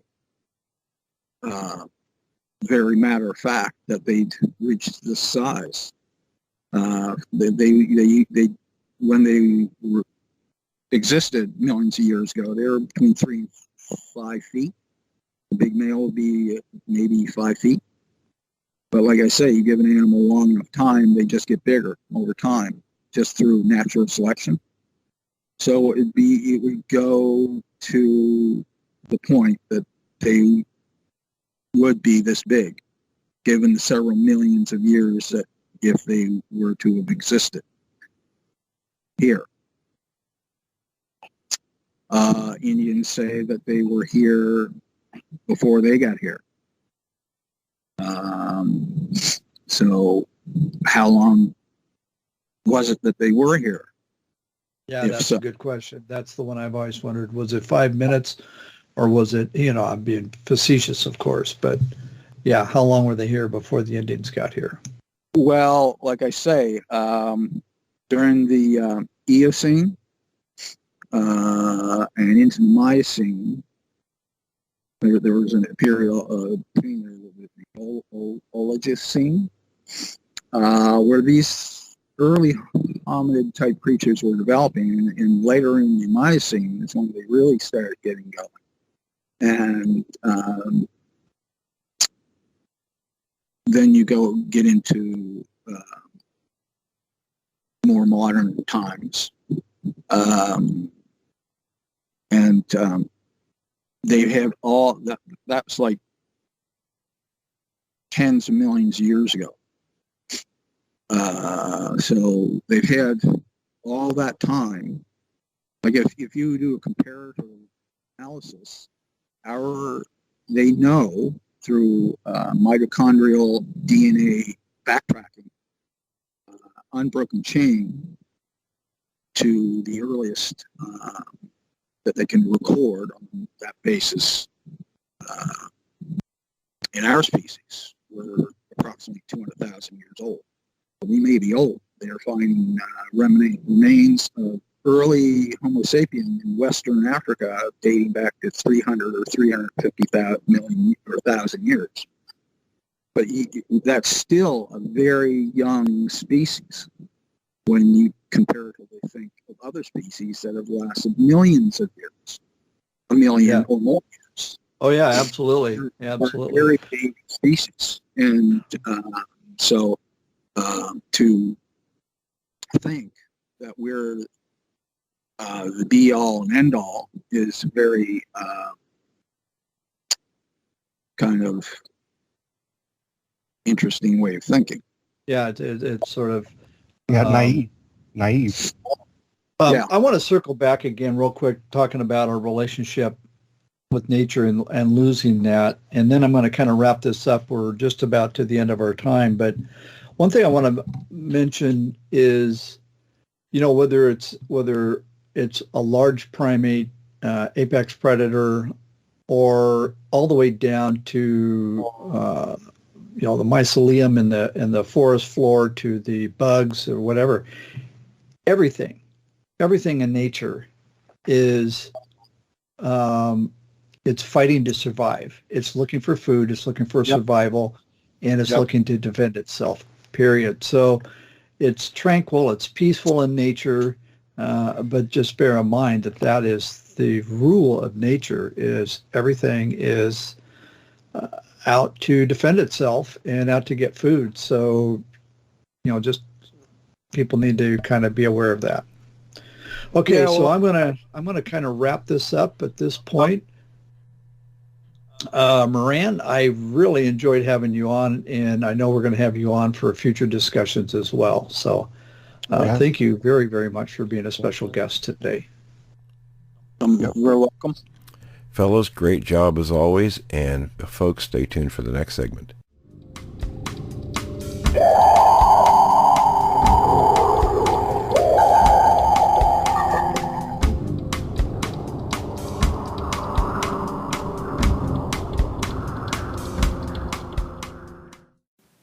The Denna people liked him, Tex Cobb.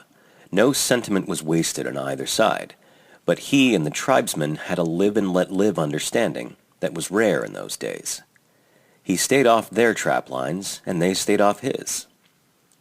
If an Indian had a salmon net in an eddy, Texas found another eddy, and vice versa. Due to the fact that the Indians trusted him, we became involved with what today would be called, I suppose, an abominable snowman. I have since heard and read a great deal about the abominable snowman. I have seen the photographs of those tracks in the snow on a Tibetan mountain, and to me they are simply the tracks of a man with gunny sack or some cloth wrapped around his feet as protection from the cold, climbing slewfoot because the slope was steep and he had no crampons.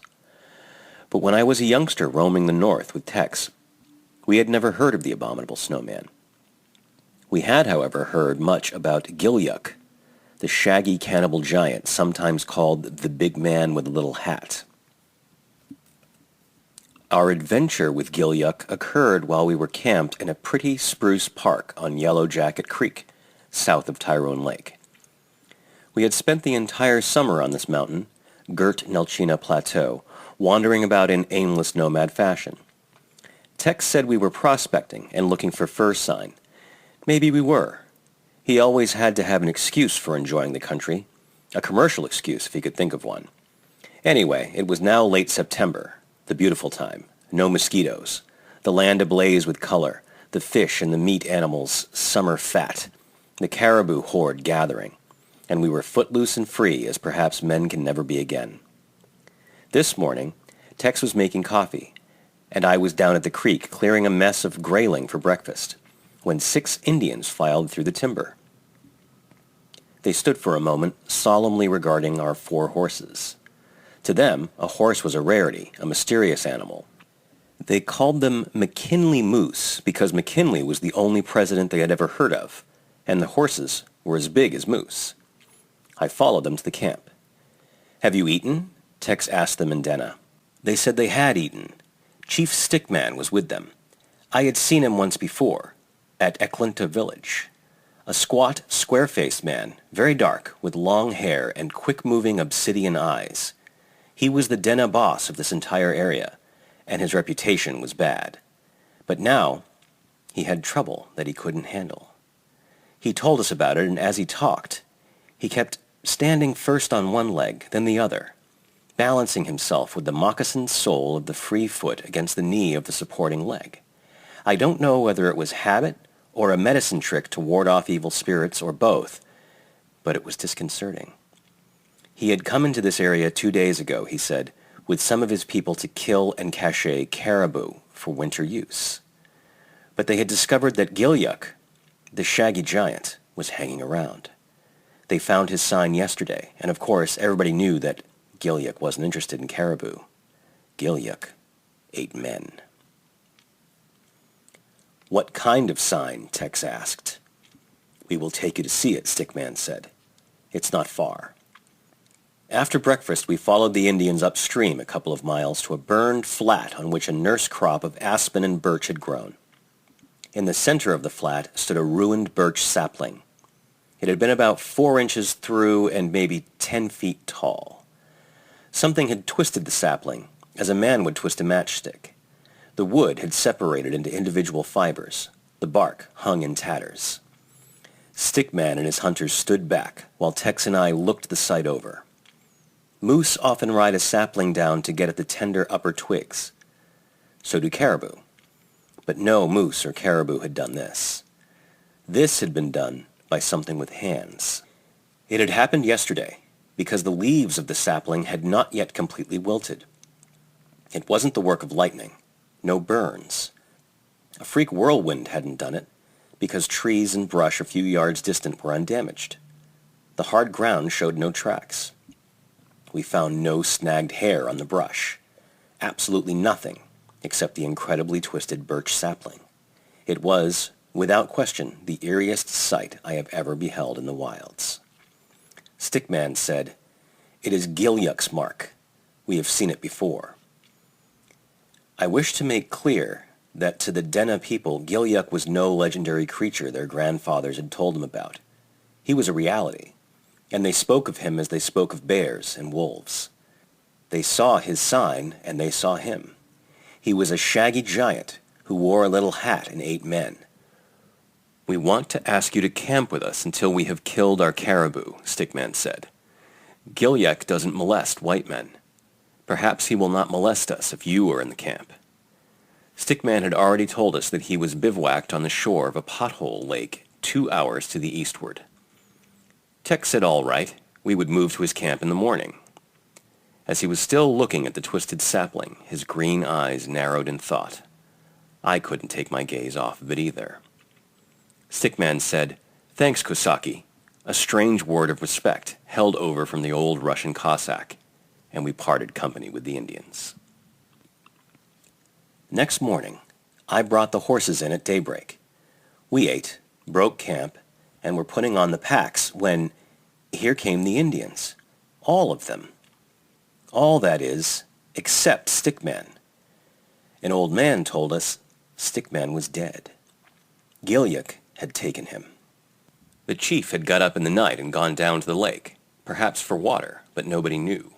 A squaw with a birch bark torch found his red flannel underwear on the gravel beach. It had been torn off of him.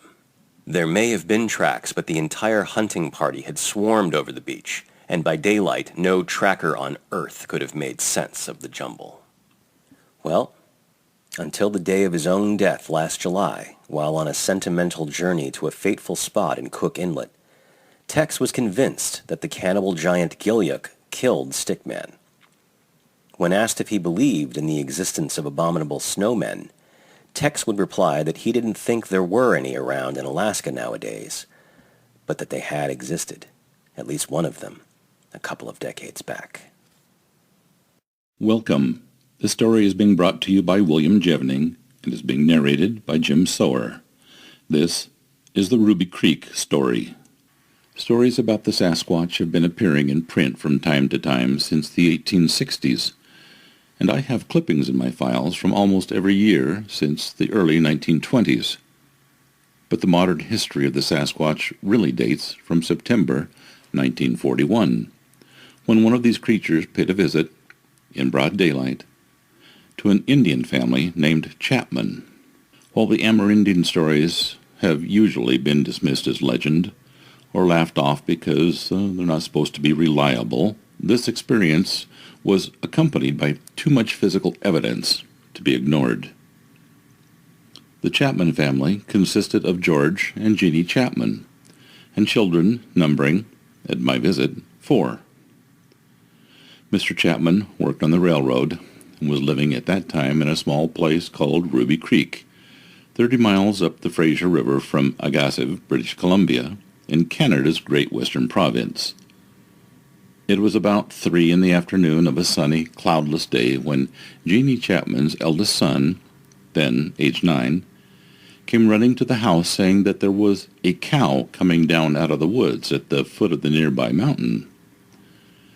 The other kids, a boy age 7 and a little girl of 5, were still playing in a field behind the house bordering on the rail track.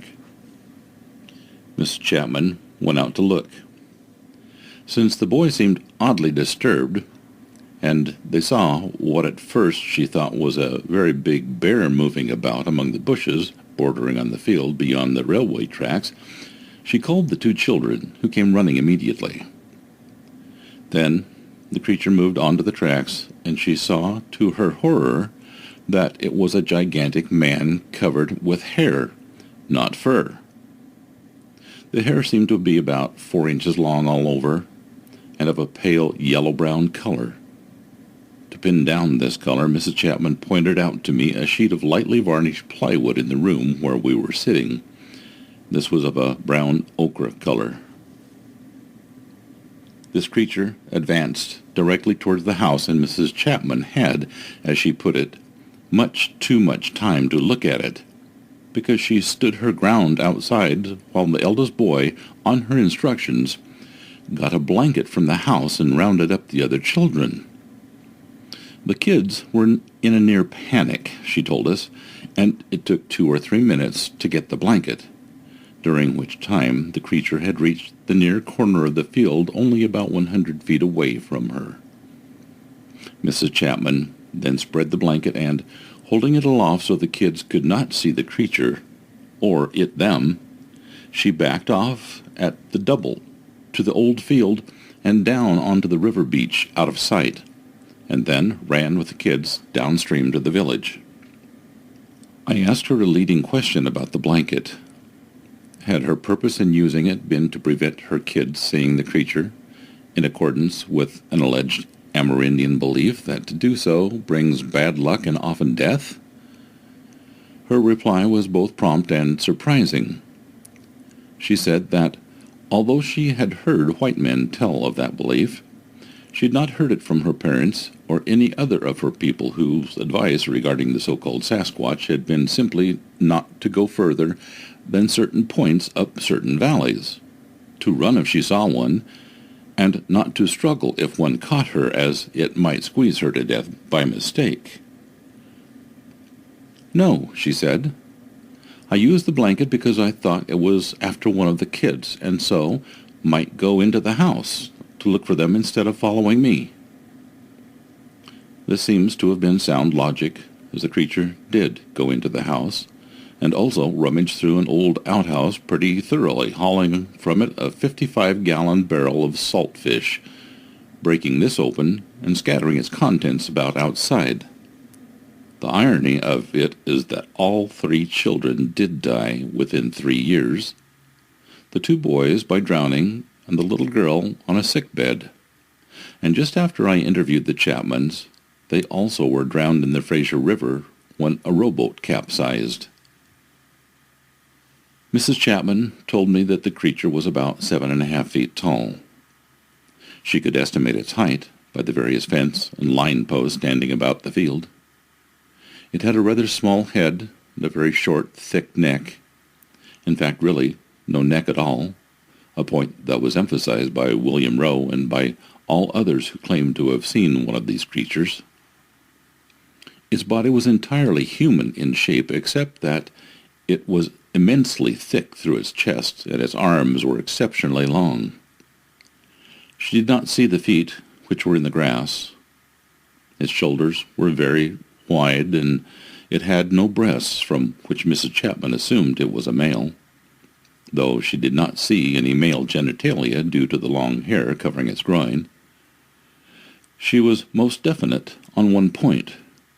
The naked parts of its face and its hands were much darker than its hair, and appeared to be almost black.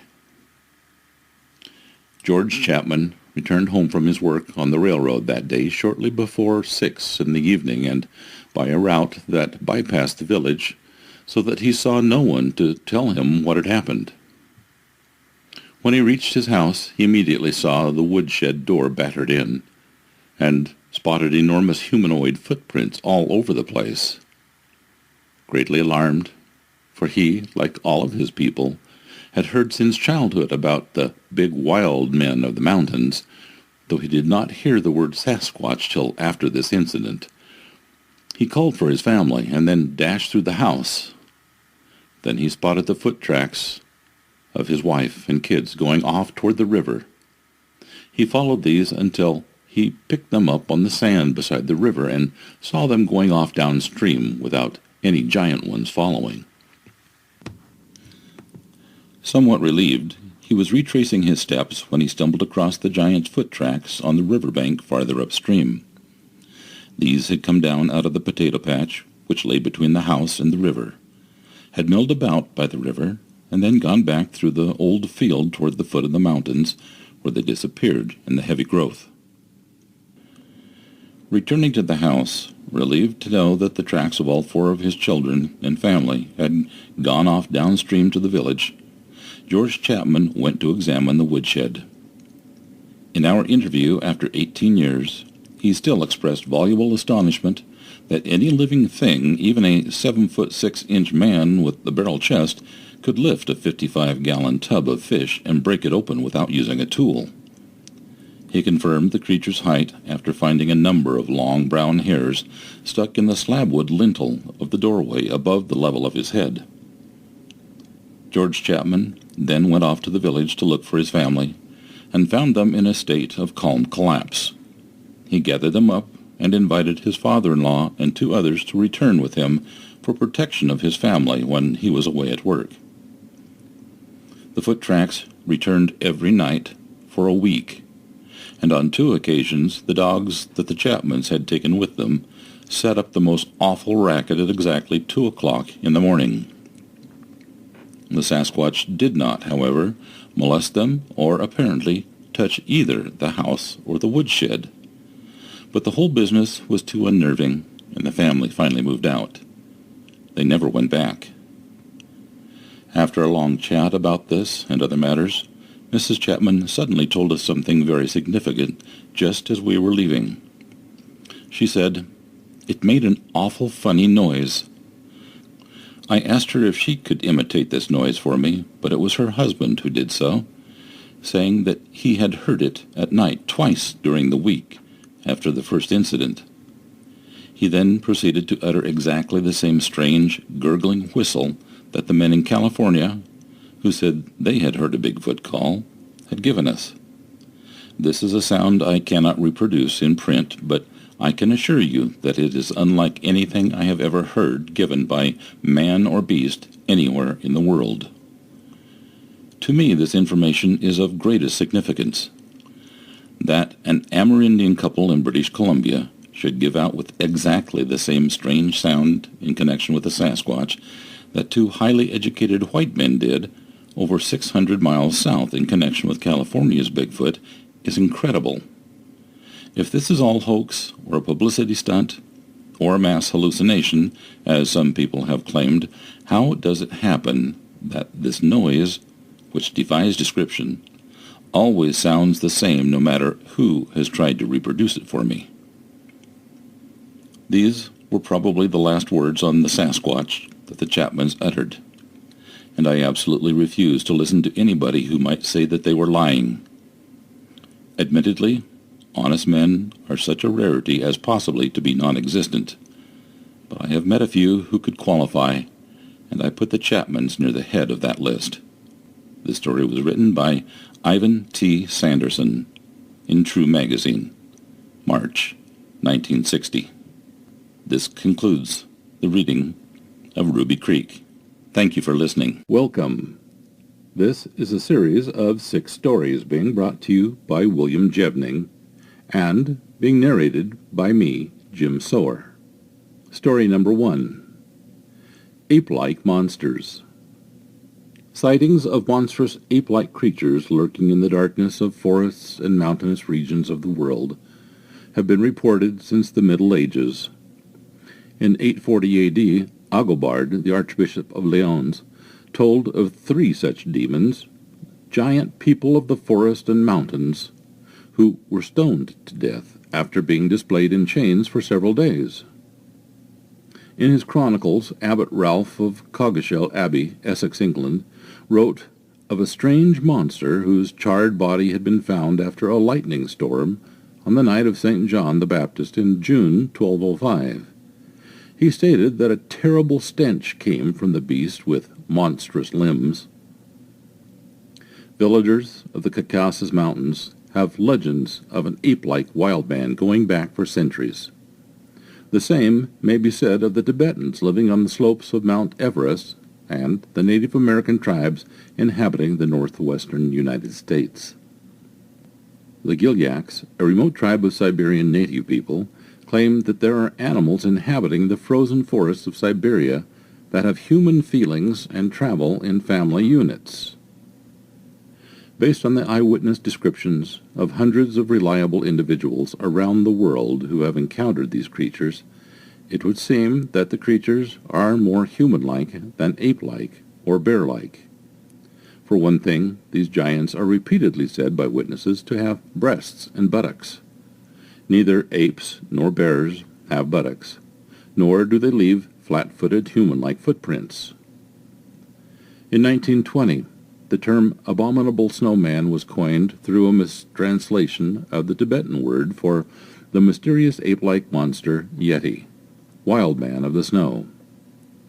For the next 2 decades, reports of the creature were common in the Himalayan mountain range, but it was not until the close of World War II, 1939 to 45, that world attention became focused on the unexplained, human-like bare footprints that were being found at great heights and freezing temperatures.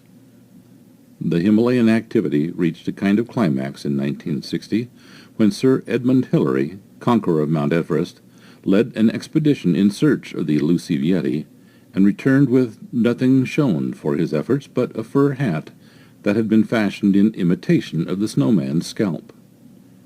The human-like creature, whether sighted in the more remote, wooded or mountainous regions of North America, South America, Russia, China, Australia, or Africa, is believed by some anthropologists to be a 2-footed mammal that constitutes a kind of missing link between humankind and the great apes, for its appearance is more primitive than that of Neanderthal. The descriptions given by witnesses around the world are amazingly similar. Height, 6 to 9 feet, weight, 400 to 1,000 pounds, eyes black. Dark fur or body hair from 1 to 4 inches in length is said to cover the creature's entire body, with the exception of the palms of its hands, the soles of its feet, and its upper facial area, nose, and eyelids. Some question the existence of giant ape-like creatures because there is so little physical evidence besides casts of huge human-like footprints. Some researchers respond by pointing out that Mother Nature keeps a clean house. Scavengers soon eat the carcasses of the largest forest creatures, and the bones are scattered. Zoologist Ivan T. Sanderson suggested that if these beings are members of a subhuman race, they may gather up their dead for burial in special caves. Dr. Jean Marie Theresa Kaufman agreed that the creatures might bury their dead in secret places. It may be, she theorized, that they may throw the corpses of the deceased into the rushing waters of the mountain rivers or into the abysses of rocky caverns. Others remind the skeptical that it is not unusual for certain of the higher animals to hide the bodies of their dead. Accounts of the legendary elephant's graveyard are well known, and in Ceylon the phrase, "to find a dead monkey," is used to indicate an impossible task. Proving the existence of such creatures may seem to many scientists to be an impossible task, but persistent searchers for undeniable evidence of the ape-like beings feel that proof is right around the next corner in some darkened forest. Delving deeper. Reports of a large ape-like creature in the United States and the Canadian provinces are to be found in the oral traditions of native tribes, the journals of early settlers, and accounts in regional frontier newspapers, but wide public attention was not called to the mysterious beast until the late 1950s, when road-building crews in the unmapped wilderness of the Bluff Creek area north of Eureka, California, began to report a large number of sightings of North America's own abominable snowman. Once stories of giant human-like monsters tossing around construction crews' small machinery and oil drums began hitting the wire services, hunters, hikers, and campers came forward with a seemingly endless number of stories about the shrill, squealing, 7-foot forest giant that they had for years been calling by such names as Bigfoot, Sasquatch, Wak-Wak, Oma, or Saskahavas. In North America, the greatest number of sightings of Bigfoot have come from the Fraser River Valley, the Strait of Georgia, and Vancouver Island, British Columbia, the Ape Canyon region near Mount St. Helens in southwest Washington, the Three Sisters Wilderness west of Bend, Oregon, and the area around the Hoopa Valley Indian Reservation, especially the Bluff Creek watershed northeast of Eureka, California. In recent years, extremely convincing sightings of Bigfoot-type creatures have also been made in areas of New York, New Jersey, Minnesota, South Carolina, Tennessee, and Florida. Reports of Bigfoot-type creatures of California go back to at least the 1840s, when miners reported encountering giant two-legged beast-like monsters during the gold rush days. Sightings of the Oma, as the native tribes called them, continued sporadically until August 1958, when a construction crew was building a road through the rugged wilderness near Bluff Creek, Humboldt County, and discovered giant human-like footprints in the ground around their equipment. For several mornings running, the men discovered that something had been disturbing their small equipment during the night. In one instance, an 800-pound tire and wheel from an earth-moving machine had been picked up and carried several yards across the compound. In another, a 300-pound drum of oil had been stolen from the camp, carried up a rocky mountain slope, and tossed into a deep canyon. And in each instance, only massive 16-inch footprints with a 50 to 60-inch stride offered any clue as to the vandal's identity. When media accounts of the huge footprints were released, people from the area began to step forward to exhibit their own plaster casts of massive, mysterious footprints and to relate their own frightening encounters with hairy giants, stories that they had repressed for decades for fear of being ridiculed. Not to be outdone, Canadians began telling of their own startling accounts with Sasquatch, a tribal name for Bigfoot, that had been circulating in the accounts of trappers, lumberjacks, and settlers in the Northwest Territories since the 1850s. Long before the frontier folk discovered the giant of the woods, the Sasquatch had become an integral element in many of the myths and legends of the native people. Copyright The Gale Group, Inc. This article from Keep Media carried no author, citation, or date. This is the end of story number 1. Story number 2. Bigfoot hunter trusts his nose to find creature. Big Cypress Bayou near Jefferson, Texas. The motor sputtered, then died, and as the canoe drifted deeper into the swamp, gray tangles of bearded Spanish moss gave way to murky water and black cypress. Knuckles whitened as Charles DeVore ripped the pull cord. His two-man canoe, 3 decades old and uneasy under the weight of 3 men, teetered dangerously with every tug. DeVore yanked the cord once more, then gave up. "We'll just have to paddle," he said. There wasn't time to fix the propeller, and there wasn't time for precaution. The party pressed further into the swamp because that's where Bigfoot was.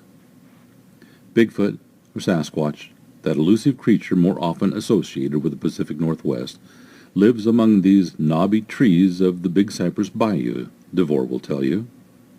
While other people have seen the creature, DeVore, well, he has smelled it. Of course, It's the most indescribably putrid, gosh-awful stench you can imagine. It's overpowering, DeVore said. DeVore has discussed that stench with dozens of East Texans who have reported brushes with the hairy hominid.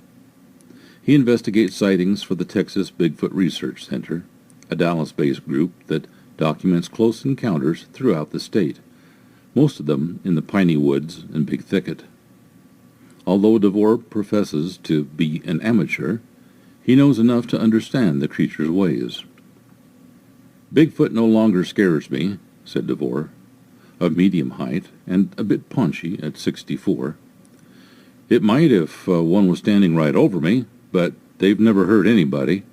I have a fear of wild hogs, wild dogs, and anything else out there that might bite my butt. But I really have no fear of Bigfoot. So DeVore paddles the bayou in the middle of the night, a coon hunting spotlight, and night vision camera at his side. He also wanders the forest trails he has bush-hogged near his trailer house. He sniffs the night air and listens for snapped twigs. It's a hobby, he said, a passionate interest.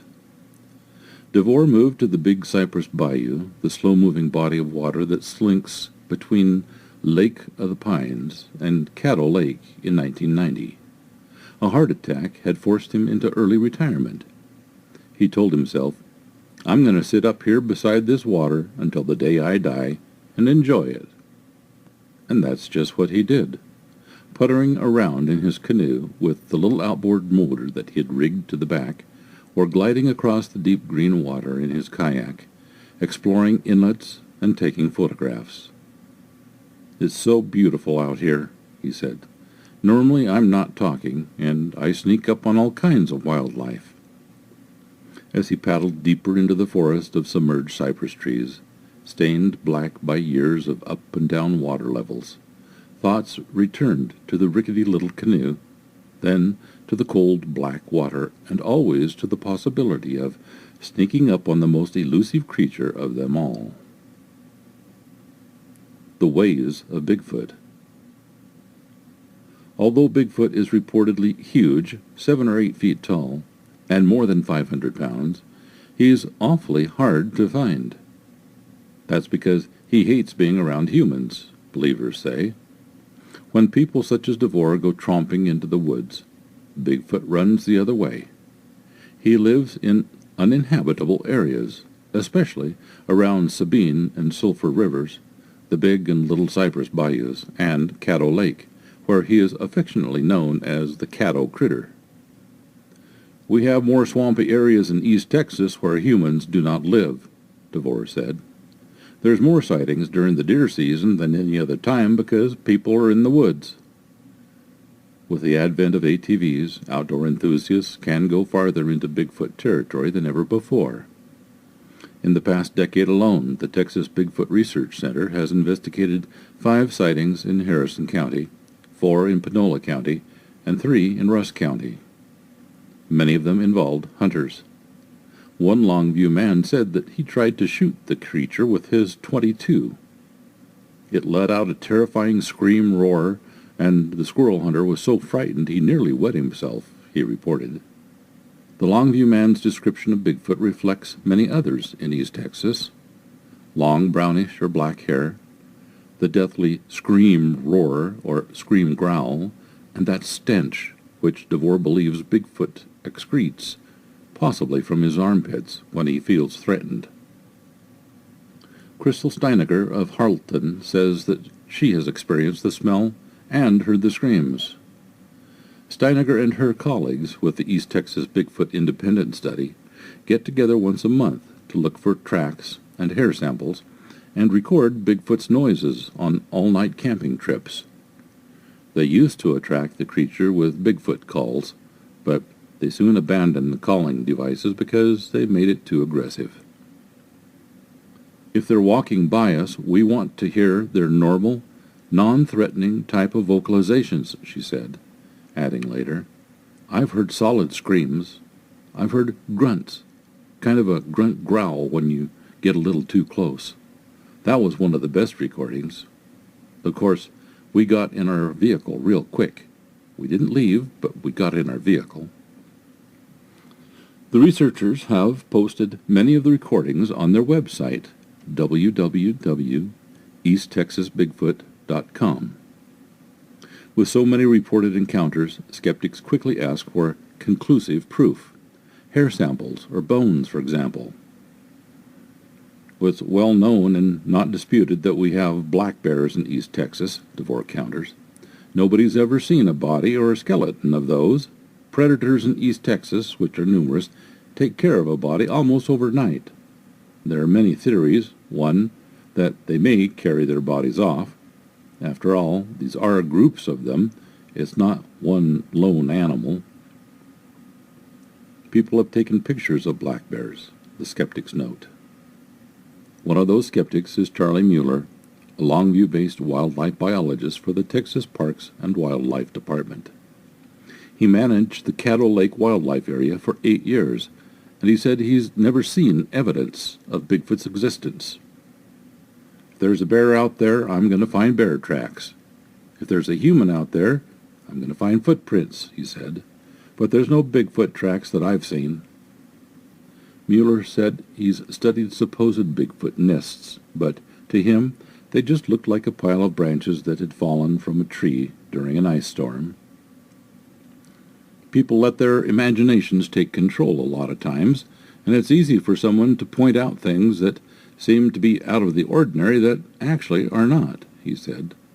But to layman folks, people that don't know a lot about wildlife and the happenings of wildlife in their habitats, a lot of times they don't understand the normal things that go on. Fear of that kind of rebuttal, DeVore and Steiniger say, keeps many witnesses from coming forward. A lot of people will think they're nuts, or if they do mention it to somebody, they'll say, "Oh, it was just a bear, you don't know what you're talking about," Steiniger said. They'll kind of blow it off and not take it seriously because there's been a lot of people who have spent a lot of time out in the woods who have never seen a thing. They're happily trotting along without a clue. Says DeVore, "You're going to be ridiculed. You're thinking you're nuts, so most people are real reluctant to talk. If they are going to speak to you, you've got to be real quiet about it. Of course, being in the club gives me credibility." On the bayou. It was a perfectly clear October afternoon on the bayou, and Charlie DeVore sliced his canoe through red and green water rippling under a light breeze. He had agreed to guide a reporter and photographer to the site of 2 Bigfoot encounters that he'd investigated only a half a mile from his house. Because the land had changed hands, the only legal access was via boat, or, in this case, an old canoe. "It's better to stick to the water this time of year anyway," he said, "because it's not too smart to traipse through the woods in the middle of deer season." As he guided the canoe, he recalled his first encounter. He hadn't even realized how close he had come to meeting Bigfoot on that night as he walked the trails near his house. "I'd always gone with 4 dogs, sometimes 5, a couple of my own plus the neighbors. These dogs generally were not afraid of anything," he said. "When I hit that stench, I looked around for the dogs and realized, hey, I was alone." He whistled and snapped his fingers, but the dogs wouldn't come. They just sat there squirming. "I decided the dogs were smarter than me, so I went away," he said. The next night, the same thing. "It went on occasionally for 6 weeks," he said. "I wouldn't run into it every night, but it got to be the old hat that when I ran into the stink, I'd just turn around." He questioned hunters and outdoor enthusiasts who suggested that it might have been a wild hog, but DeVore knew better. He'd smelled hogs, and it wasn't the same. In 2002, DeVore heard about the annual Texas Bigfoot Conference in Jefferson. This year's event begins at 10 a.m. Saturday at Jefferson High School. DeVore went and then returned to the bayou with some answers and more than a few new questions. "After going to that conference and finding out, hey, these things have a stink, I started talking to people who had the stink on them before. he said, and the stink described was just too close to what I had experienced. At that point, I had already gotten curious about them. I talked to dozens of people who had experienced it. But stinking isn't believing, and Devore still hadn't seen one. He gunned the boat into the swamp, past hulking primeval trees and low-lying branches toward Bigfoot. A close encounter. When the cypress became so thick they crowded out the sun, their reflections vanished from the bayou's surface. The water instantly was black. The canoe, further now from the channel's current, cut through a sheet of scum. Devore talked above the hum of the outboard motor. Suddenly it cut out, and he couldn't get it going again. Unseen crows shrieked in the abrupt silence. Devore took the paddle and rowed through Benton Lake, a small stagnant body of water that adjoined the bayou, until the trees kept him from going any further. "Over there," he said, pointing to a spot on the lake's southwestern edge. The witness had been hunting deer as he crouched behind dense brush at mid-afternoon. He reported to the Texas Bigfoot Research Center that he noticed movement in the corner of his eye. 50 yards away, the hunter told Devore that Bigfoot emerged from the water, stood up, looked side to side, then walked into the woods and disappeared. The hunter watched him for about 2 minutes. The creature was 6 feet tall and covered in hair from head to toe, and in the absence of direct sunlight he appeared to be completely black. Devore, having interviewed the hunter several times, deemed him a very credible witness. Finished with his story, Devore docked the canoe on a muddy bank that had built up along the edge of a massive cypress tree and fiddled with the motor. A piece of twine had wrapped itself in the propeller, and after he unwound it, it cranked on the first pull. He ordered the heaviest of his passengers into the bottom of the canoe, stabilizing it, and he took off for home. Though he did not see Bigfoot today, he knew it was only a matter of time. "It exists," he said. "Too many people have seen it. It exists." Story originally published by the Longview News Journal, Texas, West Ferguson, October 17th, 2004. This is the end of story number 2. Story number 3. Fort Hall, Bannock County, Idaho, August 2012. A conversation I had. All the activity mentioned is southeast Idaho near Fort Hall, like the camping trip with rocks was around Fort Hall, Idaho, where there is a lot of Bannock and Shoshone Native Americans. Every fall I drive up Highway I-15 from Southern California to Montana to hunt with friends there. I tend to find myself stopping in Pocatello, Idaho, for a motel and also visit a certain bar there. Twice I have run into a man I will call Gary, for this submission is without his knowledge. I had a casual conversation with Gary at the bar in November 2011. Now, before I go on, I want to mention we were drinking beer, and no other kind of liquor is served there. He and I just happened to walk in about the same time and then started talking, so we were not intoxicated. Since I had met him a year prior, I felt like this was an instance of synchronicity, and maybe there was something special that he was about to share with me. So I asked him some questions. Not able to repeat the conversation verbatim, these are the answers and stories I got from him, which I wrote down an hour later when I got back to my motel room. I asked him if he was a Native American. He said yes, half Bannock Indian, and a tribal member. His age was early 50s. When I asked him if he had ever seen a Bigfoot, he snapped back a bit and then turned his back to me. I thought to myself, here's another person who might think I'm a nut job. But then Gary turned around slowly and facing me, he said, 3 times, he went on. I grew up in the Fort Hall, Idaho area. My earliest recollection was a camping trip as a small boy in the early 1960s. My father, cousin, and I were walking through a canyon, and something threw rocks the size of baseballs at us from afar. There was also the sound of timber cracking. My father told us we needed to leave the area as we are not wanted by the mountain people. We are the Agai people, meaning salmon eating, and we know all the good salmon runs. And tell me about seeing one. Well, I saw one in the afternoon on a dirt path below me in a small canyon. The Bigfoot was dragging a sagebrush to erase his tracks and conceal his footprints. They will also step on stones when they can to avoid making tracks. Well, you mentioned 3 sightings you've had. Where? Around Eel River, Trinity Forks, Snake River.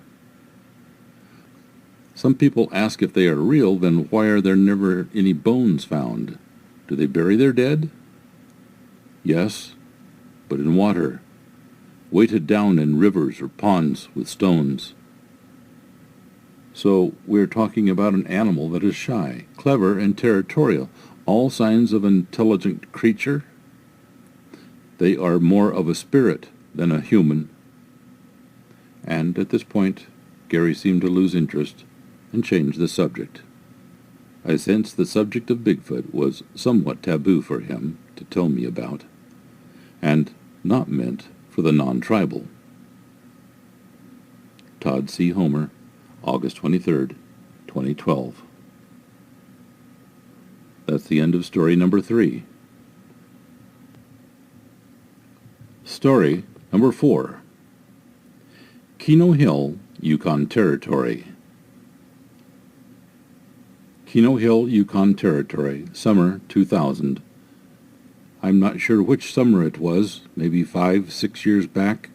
The wife and I were returning from Keno Hill early one morning. Our coffee thermos was in the back of the truck, and it was my fault it was back there. She wanted coffee, so we stopped some miles before Elsa and got out to get the thermos and relieve myself on the side of the road. There was a stand of trees there. I wandered off a ways, walked way up there. I don't know just why I did that.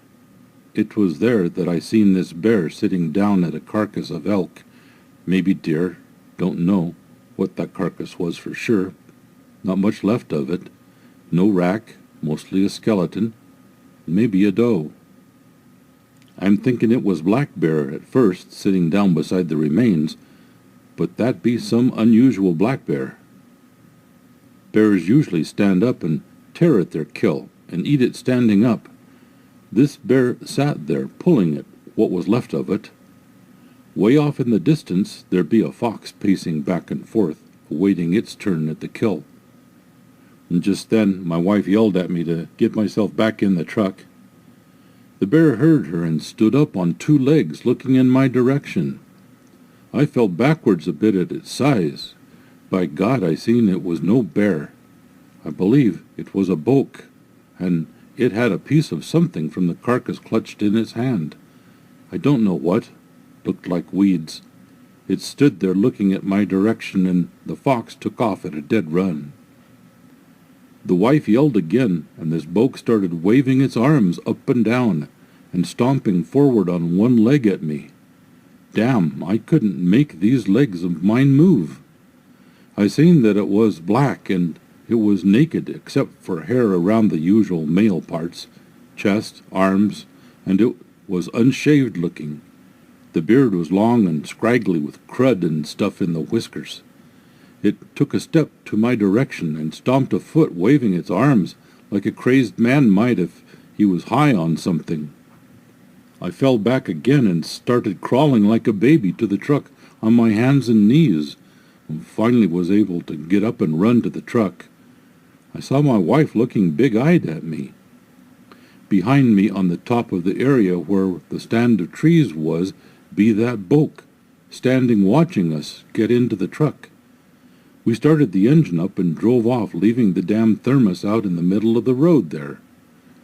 My woman is Shoshone, First Nation Canadian, and I am English, and probably Micmac, though I was raised up an orphan by whites named the Thomas clan in a settlement near Nova Scotia.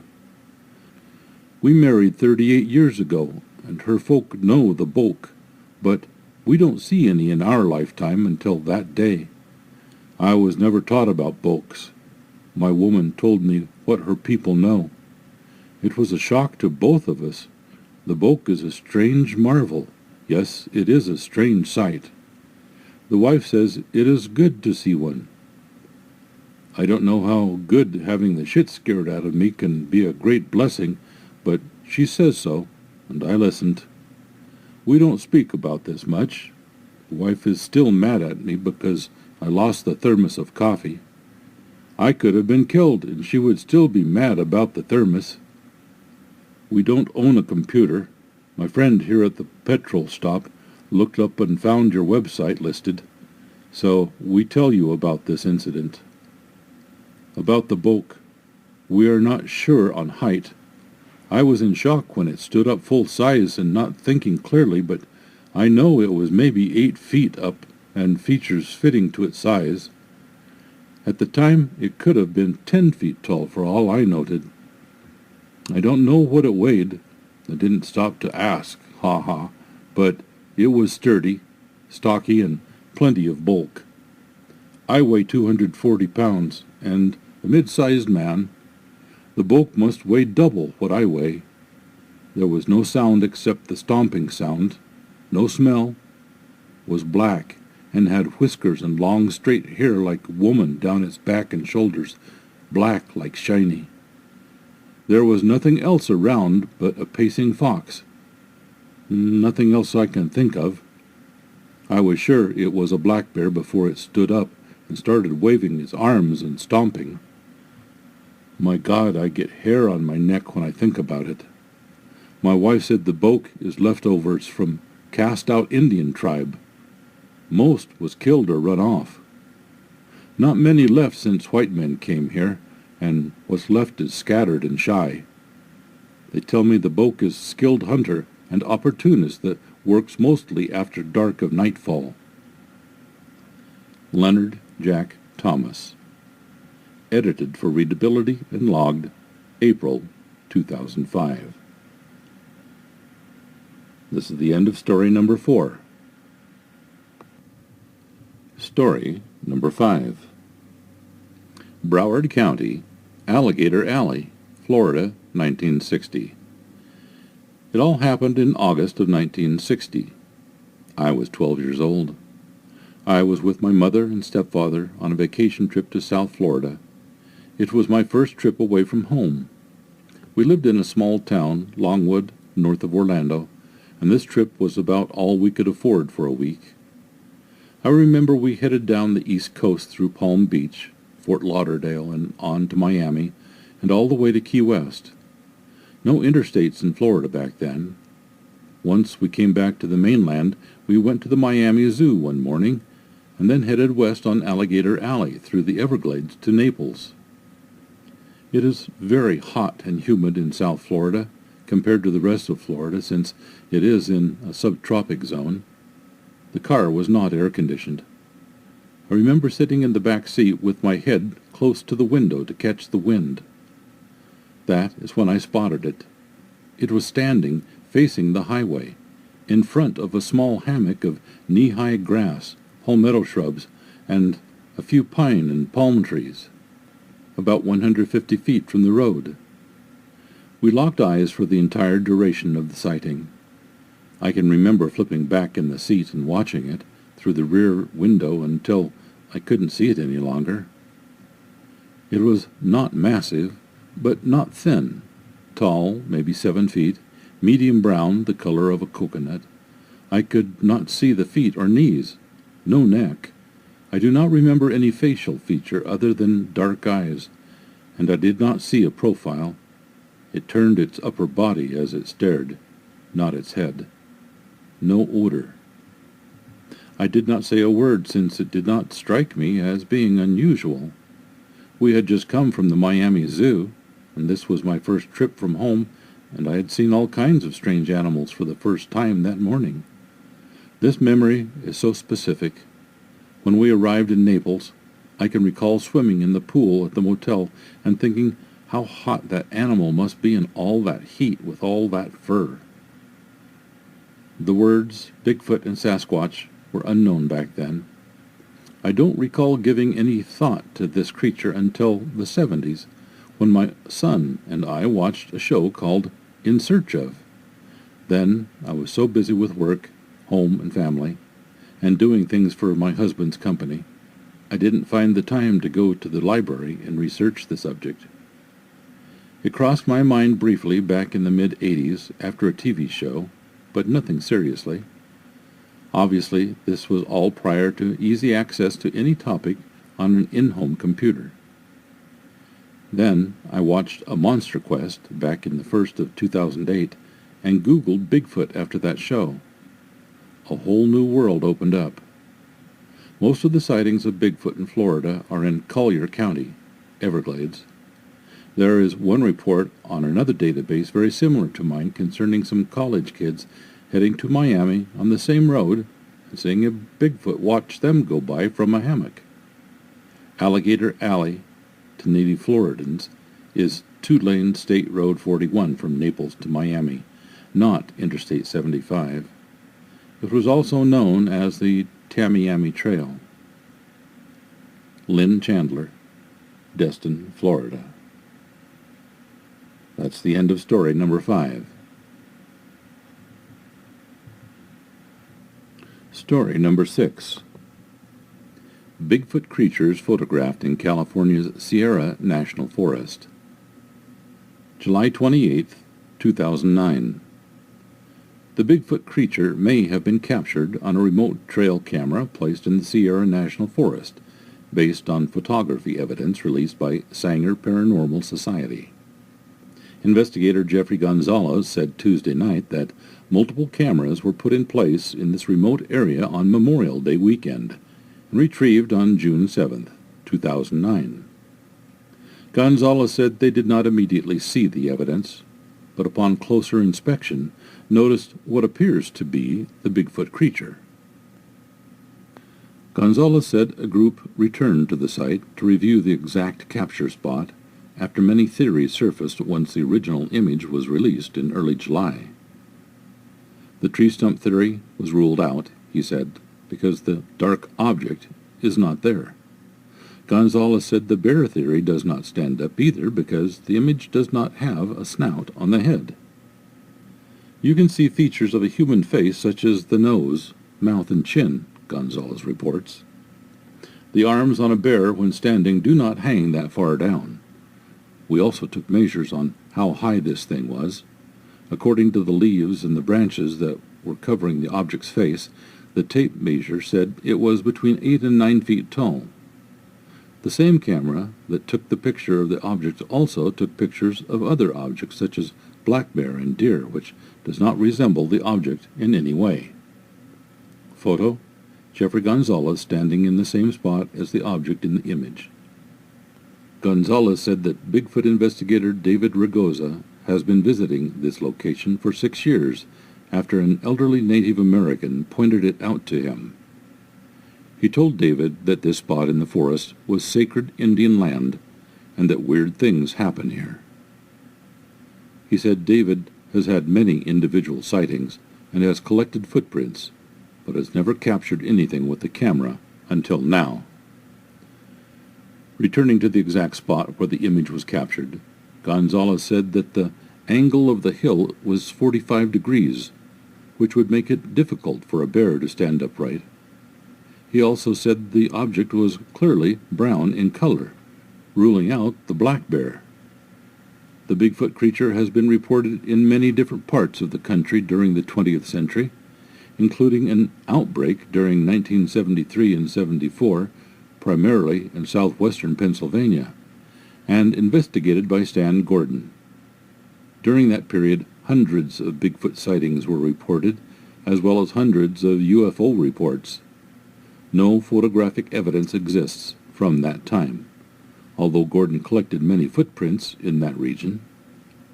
Aside from this single image, Gonzalez points out that there were 3 additional images taken several days earlier near midnight, where a bright light lit up the area. His group cannot account for how this happened, except that they are all ruling out a flashlight as the source of the light in the images. Examiner.com. Photos, Jeffrey Gonzalez and Dave Ragosa. Comments. I don't believe the Ragosa photo of the Bigfoot shape is anything more than a naturally occurring shadow or dark spot on the background tree, and here's why. The photo of the Bigfoot and the subsequent photo of the man are clearly taken from different angles. The first photo was taken from a position considerably to the right of the position from which the second photo was taken. This is made most evident by the fact that the tree against which the man is framed is not even visible in the original photo. I've highlighted some of the most prominent visual landmarks in each photo. The Bigfoot figure in red, as you can see, it's still there in the second photo, but cropped so that only the front of the figure is visible. The leaves of what appear to be a vine maple in green, higher and to the right of the second photo from their position in the original. The large tree to the left in purple, notice how no part of it is obscured by leaves in the second photo. And the line of bark texture on the foreground tree in blue. In the original photo, this line is well on the left side of the tree trunk, and the second photo, it is almost centered. I think that if one were to return to that spot and really line up one's camera to the position from which the original photo was taken, one would see the Bigfoot standing there. It's too bad the photos are too small. If they were larger and clearer, I believe the discrepancies between them would be more evident. Seeing may be believing, but it's not always the truth. Randy Stradley, September 7th, 2009. This ends the reading of the 6 stories. Thank you for listening. Thanks for listening to this episode of Creek Devil. If you or anyone you know has had an encounter with these creatures, please contact us at williamjevning@yahoo.com. That's William, Jevning @yahoo.com. All communication is confidential. Join us for another program next week. And until then, keep your eyes open out there.